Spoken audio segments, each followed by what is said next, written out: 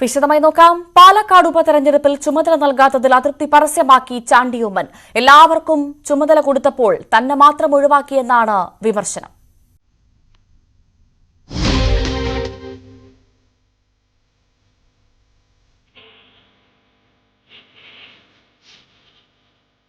ഇവിടെ ചിലർ മാറ്റി നിർത്തപ്പെടുകയും ചിലർ മാത്രം വരികയും ചെയ്യുന്ന സാഹചര്യമുണ്ട്.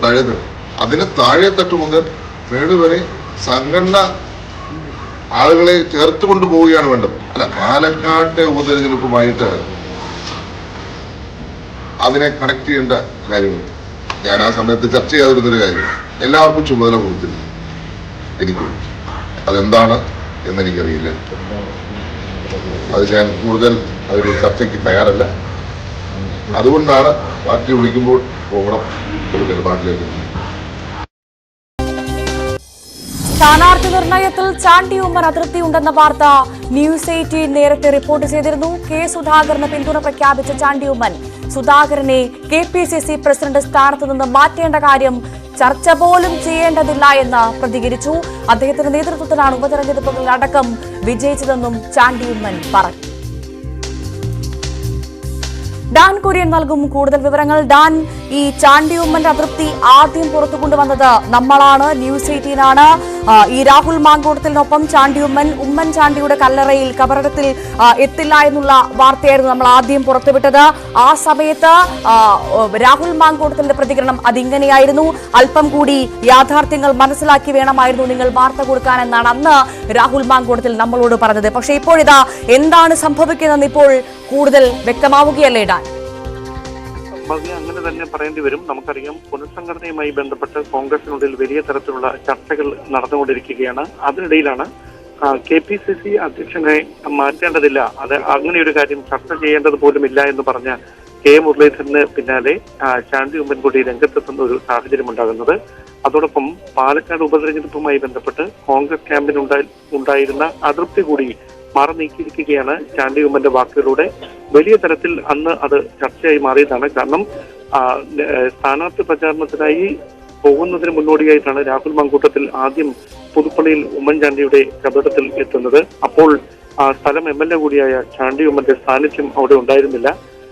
പിന്നീട് അദ്ദേഹം ജയിച്ചതിന് ശേഷവും പുതുപ്പള്ളിയിൽ എത്തുമ്പോൾ ചാണ്ടി ഉമ്മൻ വിദേശത്തായിരുന്നു. പക്ഷേ ഇതൊക്കെ അപ്രതീക്ഷിതമായി സംഭവിച്ചതാണ് എന്ന തരത്തിൽ ഒരു വിഭാഗം നേതാക്കൾ അതിനെ പ്രതിരോധിക്കാൻ ശ്രമിച്ചെങ്കിലും ഇത് വിയോജിപ്പ് തന്നെയാണ് ചാണ്ടി ഉമ്മന്റെ ഇങ്ങനെയൊരു നീക്കത്തിന് പിന്നിലെന്ന് ഇന്ന് അദ്ദേഹം നടത്തിയ പ്രതികരണത്തിലൂടെ ഏതാണ്ട് വ്യക്തമായിരിക്കുന്നു എന്ന് തന്നെ പറയേണ്ടി വരും. ഏറ്റവും പ്രധാനപ്പെട്ട കാര്യം, KPCCയുടെ ഭാഗത്തു നിന്നും പ്രത്യേകിച്ച് തെരഞ്ഞെടുപ്പിന് നേതൃത്വം നൽകിയ മറ്റ് നേതൃത്വത്തിലുള്ളവരുടെ ഭാഗത്തു നിന്നും അദ്ദേഹത്തോട് വിയോജിപ്പുണ്ടായി എന്ന തരത്തിലുള്ള ഒരു പ്രതികരണമാണ് ചാണ്ടി ഉമ്മന്റെ ഇപ്പോൾ നടത്തിയിരിക്കുന്ന ഈ മാറ്റങ്ങളോട് നടത്തിയിരിക്കുന്ന പ്രതികളിൽ നിന്ന് വ്യക്തമാകുന്നത്. എന്തായാലും പാർട്ടി നേതൃത്വം ഈ വിഷയത്തിൽ തുടർന്ന് ഏത് തരത്തിലായിരിക്കും ചാണ്ടി ഉമ്മനുമായി ചർച്ച നടത്തുക, അനുനയ നീക്കങ്ങൾക്ക് നേതൃത്വം കൊടുക്കുക എന്നതൊക്കെയാണ് കാത്തിരുന്ന് കാണാനുള്ളത്. അതോടൊപ്പം അർഹമായ പ്രാതിനിധ്യം പുനഃസംഘടനയിൽ വേണം എന്നൊരാവശ്യം കൂടി അദ്ദേഹം മുമ്പോട്ട് വെച്ചിരിക്കുകയാണ്. തീർച്ചയായും അതേ സമയത്ത് തന്നെ ഡാൻ K സുധാകരനെ മാറ്റണമെന്നുള്ള അഭ്യൂഹം ഇങ്ങനെ പറക്കുന്നൊരു സാഹചര്യമുണ്ട്. ആ സാഹചര്യത്തിൽ ഇന്നലെ പ്രധാനമായും K മുരളീധരൻ പറഞ്ഞ് നമ്മൾ കേട്ടതാണ്, പാർട്ടിയെ നയിക്കാൻ സുധാകരൻ ആരോഗ്യവാനാണെന്ന് പറഞ്ഞുകൊണ്ട് K മുരളീധരന്റെ പിന്തുണ ഇന്നലെ ഉറപ്പിച്ചു കഴിഞ്ഞിരുന്നു K സുധാകരന്. ഇപ്പോഴിത് അതിന് തൊട്ടു പിന്നാലെ ചാണ്ടി ഉമ്മനും അദ്ദേഹത്തിന് പിന്തുണയുമായി വരുന്നു. K സുധാകരനെ മാറ്റണമെന്ന കാര്യം ചർച്ച പോലും ചെയ്യേണ്ട സാഹചര്യമില്ല എന്ന് പറഞ്ഞുകൊണ്ട് പിന്തുണ കൂടുന്നു K സുധാകരന്, അല്ലെ? തീർച്ചയായിട്ടും അത് തന്നെയാണ്. കഴിഞ്ഞ ദിവസം ഹൈക്കമാൻഡ് നേതൃത്വം അദ്ദേഹത്തിന് നൽകിയ ഉറപ്പും അത് തന്നെയായിരുന്നു. അതായത് വരുന്ന നിയമസഭാ തെരഞ്ഞെടുപ്പ് വരെ KPCC അധ്യക്ഷ സ്ഥാനത്ത് K സുധാകരൻ തുടരും എന്നായിരുന്നു ഹൈക്കമാൻഡ് നേതൃത്വത്തിന്റെ ഭാഗത്തു നിന്ന് വന്ന നിർദ്ദേശം. വലിയ തരത്തിലുള്ള അഭ്യൂഹങ്ങൾ പ്രചരിക്കുന്നതിനിടയിലാണ് ഹൈക്കമാൻഡ് നേതൃത്വം KPCC അധ്യക്ഷനുമായി ഡൽഹിയിൽ വെച്ച് കഴിഞ്ഞ ദിവസം കൂടിക്കാഴ്ച നടത്തിയത്. പക്ഷേ അതിന് പിന്നാലെ യുവമുഖങ്ങളെ അധ്യക്ഷ സ്ഥാനത്തേക്ക് കൊണ്ടുവരും എന്നുള്ള അഭ്യൂഹത്തിൽ പാർട്ടിയിൽ സജീവമായിരുന്നു. അതിനിടയിലാണ് K മുരളീധരൻ കഴിഞ്ഞ ദിവസം രംഗത്തെത്തിയത്. അതിന് പിന്തുണ നൽകിക്കൊണ്ടാണ് ഇന്ന് ചാണ്ടി ഉമ്മന്റെ ഭാഗത്തു നിന്നും സമാനമായ തരത്തിലൊരു പ്രതികരണം വരുന്നത്. തീർച്ചയായും എന്തായാലും രാഹുൽ മാങ്കൂട്ടത്തിൽ ഉമ്മൻചാണ്ടിയുടെ കബറിടത്തിലെത്തിയപ്പോൾ ചാണ്ടി ഉമ്മൻ അവിടെ ഇല്ലാതിരുന്നത് തുടക്കം മുതലേറെ ചർച്ചയായിരുന്നു. ഈ വാർത്ത ആദ്യം തന്നെ പുറത്തുവിട്ടതും ന്യൂസ് 18 ആയിരുന്നു. പിന്നീട് പ്രചാരണത്തിൽ പാലക്കാട് സജീവമല്ലാതിരുന്ന ചാണ്ടി ഉമ്മൻ ഇതും ഒരുപാട് അഭ്യൂഹങ്ങൾക്ക് വഴിവെച്ചിരുന്നു. അതൊന്നും അഭ്യൂഹങ്ങളല്ല, ശരിയായിരുന്നു എന്ന് ന്യൂസ് 18 വാർത്ത തെളിയിച്ചിരിക്കുകയാണ്. അതിന്റെ പിന്നാലെ വന്ന ചാണ്ടി ഉമ്മന്റെ പ്രതികരണമാണ് ഇപ്പോൾ പ്രേക്ഷകർ കേട്ടത്. ഡാൻ കുര്യനാണ് വിശദ വിവരങ്ങൾ പങ്കുവച്ചത്. മറ്റു വാർത്തയിലേക്ക്. കായിക മന്ത്രി വാക്ക് പാലിക്കാത്തതിനാൽ പട്ടിണിയിലായത് കായിക താരങ്ങളാണ്. സ്പോർട്സ് ഹോസ്റ്റലുകളിൽ പ്രഖ്യാപിച്ച പണമെത്തിയില്ല. ഇതോടെ ഭക്ഷണമുണ്ടാക്കാതെ പ്രതിഷേധിക്കുകയാണ് പനമ്പള്ളി സ്പോർട്സ് കൌൺസിലിലെ മെസ് ജീവനക്കാർ. സ്പോർട്സ് കൌൺസിലിൽ താൽക്കാലിക ജീവനക്കാർക്ക് ശമ്പളം ലഭിച്ചിട്ട് മാസങ്ങളായി. നവമി ദിനേശ് ചേരുന്നു വിവരങ്ങളുമായി. നവമി, ജോലി ചെയ്താൽ കൂലി അത് നിർബന്ധമാണ്, അതറിയാത്തതല്ല ഇവിടുത്തെ ഭരണം പക്ഷം സർക്കാർ, കൃത്യമായി അതിനുവേണ്ടി ബാധിക്കുന്ന സർക്കാരുമാണ്. പക്ഷേ ഇവിടെ സ്പോർട്സ് കൌൺസിൽ താൽക്കാലിക ജീവനക്കാർക്ക് ശമ്പളം ലഭിച്ചിട്ട് മാസങ്ങളായെന്ന് പറയുന്നു. അതിന്റെ ദുരിതമനുഭവിക്കുന്നതാവട്ടെ സാധാരണക്കാരായ നമ്മുടെ കായിക താരങ്ങളാണ്. എന്താണ് സംഭവിച്ചത്? വിവരങ്ങൾ.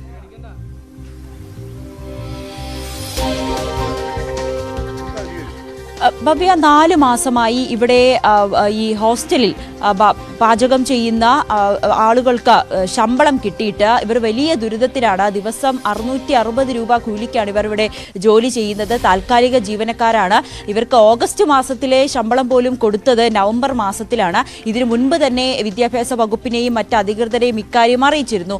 അന്നൊക്കെ കൃത്യമായി തന്നെ ഇവർക്ക് ശമ്പളം നൽകാമെന്ന് വാഗ്ദാനം നൽകി. പക്ഷെ ഇപ്പോഴും അവർക്ക് ശമ്പളം കിട്ടുന്നില്ല. നമുക്കിവിടെയുള്ള മെസ്സിലെ ഒരു തൊഴിലാളിയോട് തന്നെ ചോദിക്കാം. ചേട്ടാ, 4 മാസമായി ശമ്പളം കിട്ടിയിട്ട് എന്താണ് സർക്കാരിന്റെ ഭാഗത്ത് നിന്നും തരുന്ന മറുപടി? സർക്കാരിന്റെ ഭാഗത്തു നിന്ന് ഇപ്പോൾ മറുപടി എന്ന് പറഞ്ഞാൽ തൽക്കാലം ഒരു മറുപടി ഞങ്ങൾക്ക് കിട്ടിയിട്ടില്ല.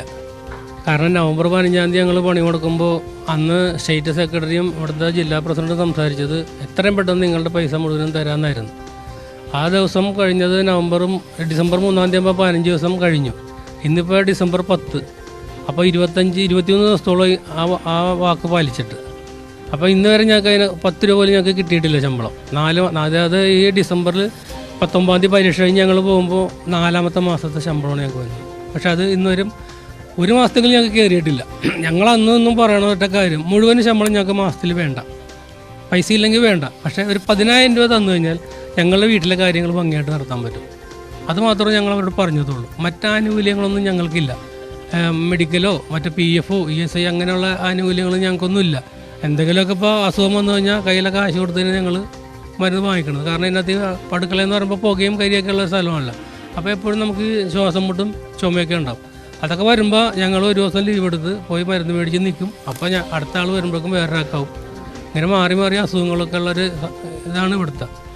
അതിന് പോലും 10 രൂപ നമുക്കാരും തരാറില്ല. ഞങ്ങൾ അത്ര രാവിലെ എണീറ്റ് 5 മണിക്ക് എണീറ്റ് കഷ്ടപ്പെട്ട് പിള്ളേർക്ക് ഭക്ഷണം ഉണ്ടാക്കി കൊടുക്കുമ്പോൾ ഒരു മനുഷ്യൻ എന്നുള്ളൊരു പരിഗണന ഞങ്ങൾക്ക് ഇതുവരെ കിട്ടണില്ല. എന്തോ ഒരു വല്ലാത്തൊരു ഭക്ഷണം ഉണ്ടാക്കുന്ന ഒരാൾ ഇങ്ങനത്തെ ഒരു വികൃത ജീവിയാണ്, അല്ലെങ്കിൽ ഒരു അധകൃതനാണോ അല്ല സാധാരണക്കാരനോ എന്നാണ് ഇവർ എന്താ ചിന്തിക്കുന്നത് നമുക്കറിയാം. ഞങ്ങൾ പറയുന്ന ഒരു കാര്യങ്ങൾ ഏതെങ്കിലും ഒന്ന് കേട്ടിരുന്നെങ്കിൽ ഞങ്ങൾ ഇന്ന് ഈ അവസ്ഥയിൽ നിങ്ങളൊക്കെ വിളിച്ചു വരുന്നൊരു ആവശ്യമേ ഉണ്ടായിരുന്നില്ല. മനസ്സിലായില്ലേ? പക്ഷെ ഞങ്ങളുടെ പരാതികൾ കേൾക്കാനോ ഞങ്ങളുടെ സംഘടന കേൾക്കാനോ ആരുമില്ല. അപ്പം ഞങ്ങൾ നോക്കുമ്പോൾ ഇന്നത്തെ കാലത്ത് ഒരുപാട് ഇങ്ങനെയുള്ള സംവിധാനങ്ങളുണ്ട്. ഇതിലൂടെ 4 പേരെ അറിയാം. ഇപ്പം ഞങ്ങളെപ്പോലുള്ള ഹോസ്റ്റലിൽ പണിയെടുക്കുന്ന ഒരുപാട് പേരുണ്ട്. അവരും ഇത് കേൾക്കട്ടെ, അവരൊക്കെ പ്രതികരിക്കട്ടെ.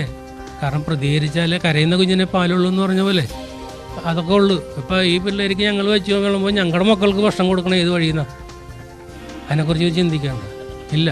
കാക്കക്ക് തൻകുഞ്ഞും പൊൻകുഞ്ഞാണ്. കാക്കയുടെ മുട്ട വെളുത്തിരിക്കുകയാണെങ്കിൽ കുഞ്ഞ് കറുപ്പാണ് ഇല്ലേ? അപ്പോൾ കാക്കയുടെ കുഞ്ഞും അതിന് ഭയങ്കര സ്വർണം പോലെ നോക്കുന്ന ആളാണ്. നമ്മുടെ മക്കളും നമ്മളതുപോലെ നോക്കുന്ന ആളാണ്. എന്തോ ആയിക്കോട്ടെ, വികലാംഗന ആയിക്കോട്ടെ, കണ്ണുപൊട്ടനായിക്കോട്ടെ, എന്തോ ആയിക്കോട്ടെ, ഭക്ഷണം കൊടുക്കണോ ഒരു നേരമെങ്കിലും. അതിന് വേണ്ടിയുള്ള ബന്ധപ്പാടിലാണ് ഞങ്ങൾ ഇവിടെ നിൽക്കുന്നത് തന്നെ. ഓരോരുത്തരുടെ കഷ്ടപ്പാട് കൊണ്ടിട്ട് ഇവിടെ നിൽക്കണം. പക്ഷേ അതിനൊരു മാനസിക പരിഗണന എന്നുള്ള രീതിയിൽ ഞങ്ങൾക്ക് ഈ പറഞ്ഞ പോലെ ഒരു 10,000 രൂപ വെച്ചെങ്കിലും തന്നാൽ ഞങ്ങളുടെ ബുദ്ധിമുട്ടുകളൊക്കെ മാറുമെന്ന് അന്നൊന്നും പറയാറുണ്ട്. ബബി, അത് തന്നെയാണ് ഏറ്റവും പ്രധാനപ്പെട്ട കാര്യം.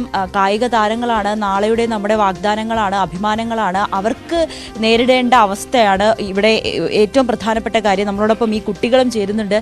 മക്കളെ, നിങ്ങൾക്ക് ആഹാരം ഉണ്ടാക്കി തരേണ്ട ആളുകളാണ് ഇങ്ങനെ ഒരു പ്രതിഷേധത്തിലേക്ക് വരുന്നത്. നിങ്ങൾ അവർക്കൊപ്പം ഉണ്ടെന്ന് തന്നെയാണ് പറയുന്നത്. എന്താണ് നിങ്ങളൊരു? നമ്മൾ അവരുടെ കൂടെ തന്നെ ഉണ്ട്. അത് പൈസ കിട്ടാത്തൊരു വല്ലാത്ത കട ഇത് തന്നെയാണ്. ഇപ്പോൾ അവർ കുക്ക് ചെയ്യുന്ന അവരുടെ പൈസ കിട്ടിയില്ലെങ്കിൽ അവർക്ക് വീട്ടിൽ കുറേ ഇതുണ്ടല്ലോ ബാധ്യതകൾ, അത് എങ്ങനെ തീർക്കാനായിട്ടാണ് അവർക്ക് ഇങ്ങനെ കടം മേടിച്ചല്ലേ അവർ തീർക്കുന്നത്. പൈസ കൊടുക്കേണ്ടത് അത് ഗവൺമെൻറ്റിൻ്റെ ഒരു കടമ തന്നെയാണ്. അത് കൊടുക്കാണ്ടിരുന്നു കഴിഞ്ഞാൽ അവർക്ക് കുറേ ഇതെല്ലാം നടക്കും, നമുക്ക് ഫുഡ് കിട്ടൂല, അതൊക്കെ ഇങ്ങനെ പോകും. എനിക്കതൊക്കെ തന്നെ ശമ്പളം കൊടുക്കണം, അത് തന്നെയാണ്. അപ്പോൾ അവരുടെ ബുദ്ധിമുട്ടൊക്കെ മാറും. ഭവ്യ, കുട്ടികൾക്കും ആ അഭിപ്രായം തന്നെയാണ്. അവരുടെ ഒരു ജോലി, അവർക്ക് കൊടുക്കേണ്ട പണം അത് കൊടുക്കണം. ഇതിനു മുൻപ് തന്നെ നമുക്കറിയാം ഈ ഹോസ്റ്റലിൽ ആഹാരവുമായി ബന്ധപ്പെട്ട് കുട്ടികൾക്ക് പോഷകാഹാരങ്ങൾ കിട്ടുന്നില്ല, അല്ലെങ്കിൽ നല്ല ആഹാരങ്ങൾ കിട്ടുന്നില്ല എന്ന് പറഞ്ഞ് വലിയ പ്രതിഷേധവും ഇതിനു മുൻപ് നിലനിന്നിരുന്നു.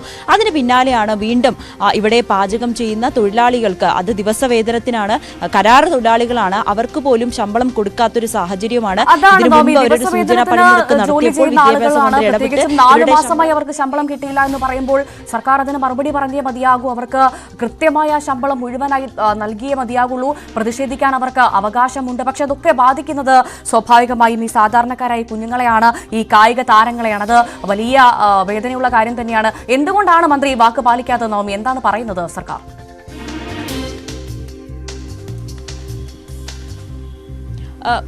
ഭവ്യ, സർക്കാരിന്റെ ഭാഗത്ത് നിന്നും ഔദ്യോഗികമായിട്ടുള്ള മറുപടികൾ ഒന്നും തന്നെ കിട്ടിയിട്ടില്ല. നമുക്ക് ഇവരോട് തന്നെ ചോദിക്കാം. ചേട്ടാ, സർക്കാർ എന്ത് മറുപടിയാണ് തരുന്നത്? ഇല്ല, സർക്കാർ ഞങ്ങളൊരു മറുപടിയും പറഞ്ഞിട്ടില്ല. ഈ ശമ്പളത്തെക്കുറിച്ച് ഒന്നും പറഞ്ഞിട്ടില്ല. ഇന്നിപ്പോൾ സ്റ്റേറ്റ് പ്രസിഡന്റ് സെക്രട്ടറിനോട് പറഞ്ഞത് ഇന്ന് വൈകിട്ട് തന്നെ അവരുടെ പൈസ കൊടുക്കാം, എന്നിട്ട് അവരെ പിരിച്ചു വിട്ടേക്കെന്നാണ് പറഞ്ഞേക്കുന്നത്. ഞങ്ങൾക്ക് അതിൽ സങ്കടമൊന്നുമില്ല. കാരണം എപ്പോഴും നമ്മളൊരു സ്ഥലത്ത് നിൽക്കാമെന്നൊരു കരാറും ആരോടും പറഞ്ഞിട്ടില്ല. എപ്പോഴാണെങ്കിലും പോവാം, പൈസ തരട്ടെ, നമ്മൾ പോയിക്കോളാം. അതാണ് ഇപ്പോൾ അവിടെ നിന്ന്, അതായത് സ്റ്റേറ്റ് പ്രസിഡന്റിൻ്റെ ഭാഗത്ത് നിന്ന് കിട്ടിയേക്കുന്ന ഒരു മറുപടി. ഇവിടുത്തെ ജില്ലാ സെക്രട്ടറി കൊടുത്തേക്കണ മെസ്സേജ് അതാണ്. ഭവ്യ, സംസ്ഥാന പ്രസിഡന്റ് പറയുന്നത് ഇവർക്ക് ഇന്ന് തന്നെ ശമ്പളം കൊടുത്തേക്കും, അതിനുശേഷം ഇവരെ പിരിച്ചുവിടുമെന്നാണ്. അതായത് ചെയ്ത ജോലിക്ക് കൂലി ചോദിക്കുമ്പോൾ അത് കൊടുക്കാതെ അത് തരണമെന്ന് പറഞ്ഞ് പ്രതിഷേധിക്കുന്നവരെ പിരിച്ചുവിടുക എന്നുള്ളൊരു ധിക്കാരപരമായിട്ടുള്ള തീരുമാനം തന്നെയാണ് സംസ്ഥാന പ്രസിഡന്റിന്റെ ഭാഗത്ത് നിന്നുണ്ടാകുന്നത്.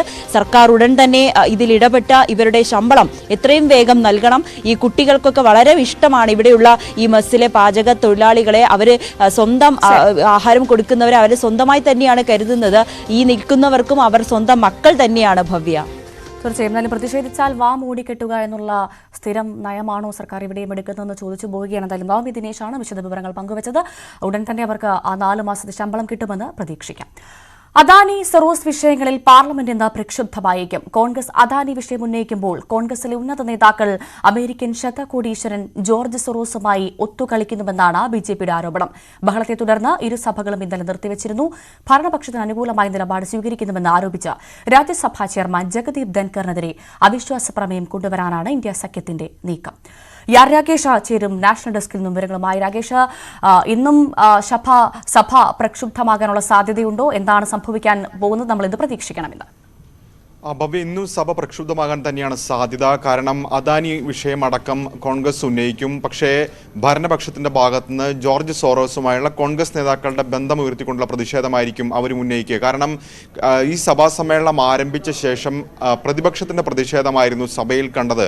കാരണം അദാനി വിഷയം കോൺഗ്രസ് ഉയർത്തി, സമ്പൽ വിഷയം സമാജ്വാദി പാർട്ടി ഉയർത്തി, മണിപ്പൂർ വിഷയം പ്രതിപക്ഷത്തിലെ പല കക്ഷികളും ഉയർത്തി. അങ്ങനെ സഭാ സമ്മേളനത്തിന്റെ ആദ്യ 2 ആഴ്ച ഏതാണ്ട് ഇത്തരത്തിൽ പ്രതിപക്ഷ പ്രതിഷേധമായിരുന്നു ഉണ്ടായിരുന്നെങ്കിൽ ഇന്നലെ ഭരണപക്ഷം തന്നെ പ്രതിപക്ഷത്തിനെതിരെ, പ്രത്യേകിച്ച് കോൺഗ്രസിനെതിരെ രംഗത്ത് വരുന്ന സാഹചര്യമാണ് ഉണ്ടായത്. അത് പിന്നീട് രാജ്യസഭയിൽ വലിയ ബഹളത്തിലേക്ക് പോവുകയും ചെയ്തു. ശൂന്യവേളയിൽ ഈ വിഷയം ഉന്നയിച്ചത് കോൺഗ്രസിന്റെ വലിയ പ്രതിഷേധത്തിനിടയാക്കുകയും ചെയ്തിട്ടുണ്ട്.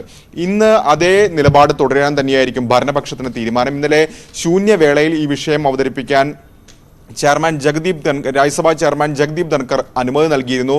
ഇതിനെതിരെ അവിശ്വാസ പ്രമേയം കൊണ്ടുവരാനുള്ള നീക്കവും പ്രതിപക്ഷം ആരംഭിച്ചിട്ടുണ്ട്. സാധാരണഗതിയിൽ അദാനി വിഷയത്തിൽ കോൺഗ്രസിന്റെ പ്രതിഷേധങ്ങളോട് അകലം പാലിച്ചു നിൽക്കുകയായിരുന്നു സമാജ്വാദി പാർട്ടിയും തൃണമൂൽ കോൺഗ്രസും. പക്ഷേ ജഗദീപ് ധൻകറിനെതിരെ അവിശ്വാസ പ്രമേയം കൊണ്ടുവരുന്നതിൽ അനുകൂല നിലപാട് ഈ 2 പാർട്ടികളും സ്വീകരിച്ചിട്ടുണ്ട്. ഏതായാലും അടുത്ത ദിവസം തന്നെ ഇതുമായി ബന്ധപ്പെട്ടുകൊണ്ട് നോട്ടീസ് നൽകാനുള്ള തീരുമാനത്തിലേക്കാണ് ഇപ്പോൾ കോൺഗ്രസ് എത്തിച്ചേരുകയും ചെയ്തിട്ടുള്ളത്.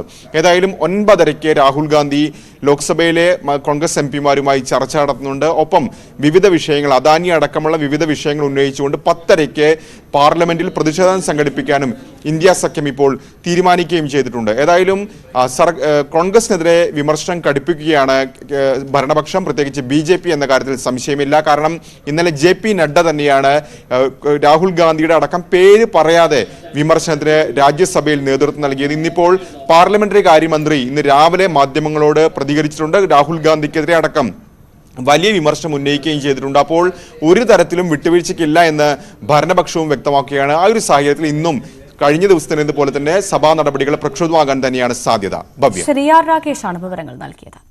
ദേശീയ ധനകാര്യ കമ്മീഷന് മുന്നിൽ നിവേദനം സമർപ്പിക്കാൻ മുഖ്യമന്ത്രിയുടെ നേതൃത്വത്തിൽ മന്ത്രിസഭ ഒന്നടങ്കമെന്ന് കോവളത്തെത്തും. പ്രതിപക്ഷ നേതാവും കൂടിക്കാഴ്ചയ്ക്കെത്തും. കേന്ദ്രത്തിന് ലഭിക്കുന്ന നികുതി വരുമാനത്തിൽ നിന്ന് സംസ്ഥാനങ്ങൾക്കുള്ള വിഹിതം 50% ഉയർത്തണമെന്നാണ് കേരളത്തിന്റെ നിലപാട്. ഇതിനു പുറമെ ഉരുൾപൊട്ടലും വെള്ളപ്പൊക്കവും ഉൾപ്പെടെയുള്ള പ്രകൃതി ദുരന്തങ്ങളുടെ പശ്ചാത്തലത്തിൽ സംസ്ഥാനത്തോട് കേന്ദ്രം അനുഭാവപൂർണമായ സമീപനം സ്വീകരിക്കണമെന്നും കേന്ദ്ര ധനകാര്യ കമ്മീഷൻ സമർപ്പിക്കുന്ന മെമ്മോറാണ്ടത്തിൽ പരാമർശമുണ്ട്. ഡാൻ കുര്യൻ ചേരുന്ന വിവരങ്ങളുമായി. ഡാൻ, എന്തായാലും ഇപ്പോൾ ഈ ധനകാര്യ കമ്മീഷൻ അംഗങ്ങളുമായുള്ള കൂടിക്കാഴ്ച ആരംഭിച്ചിട്ടുണ്ടാകുമല്ലോ അല്ലേ? പ്രധാനമായും നമുക്കറിയേണ്ടത് കേന്ദ്രം കനിയുമോ അല്ലെങ്കിൽ പതിവ് പോലെ തഴയുമോ എന്നാണ്. പ്രധാനമായും എന്തൊക്കെയാണ് കേരളത്തിന്റെ ആവശ്യം? വിവരങ്ങൾ. മുഖ്യമന്ത്രി പിണറായി വിജയനും ധനകാര്യമന്ത്രി KM രാജഗോപാലും ചേർന്നാണ് ധന കമ്മീഷൻ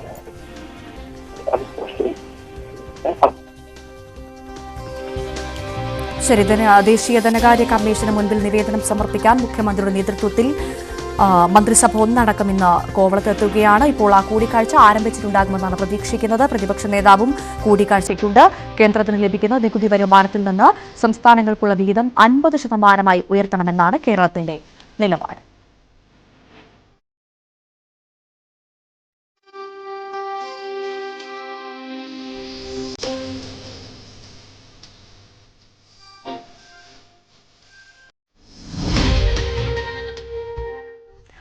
ദിലീപിനും സംഘത്തിനും ശബരിമലയിൽ പോലീസ് ഒരു സഹായവും ചെയ്തിട്ടില്ലെന്ന് റിപ്പോർട്ട്.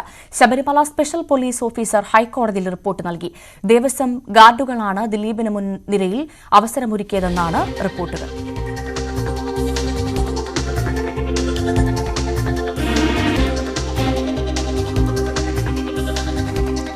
ദിലീപിന്റെ ശബരിമല ദർശന വിവാദത്തിൽ പോലീസ് ഒരു സഹായം ചെയ്തിട്ടില്ല എന്നാണ് റിപ്പോർട്ട്.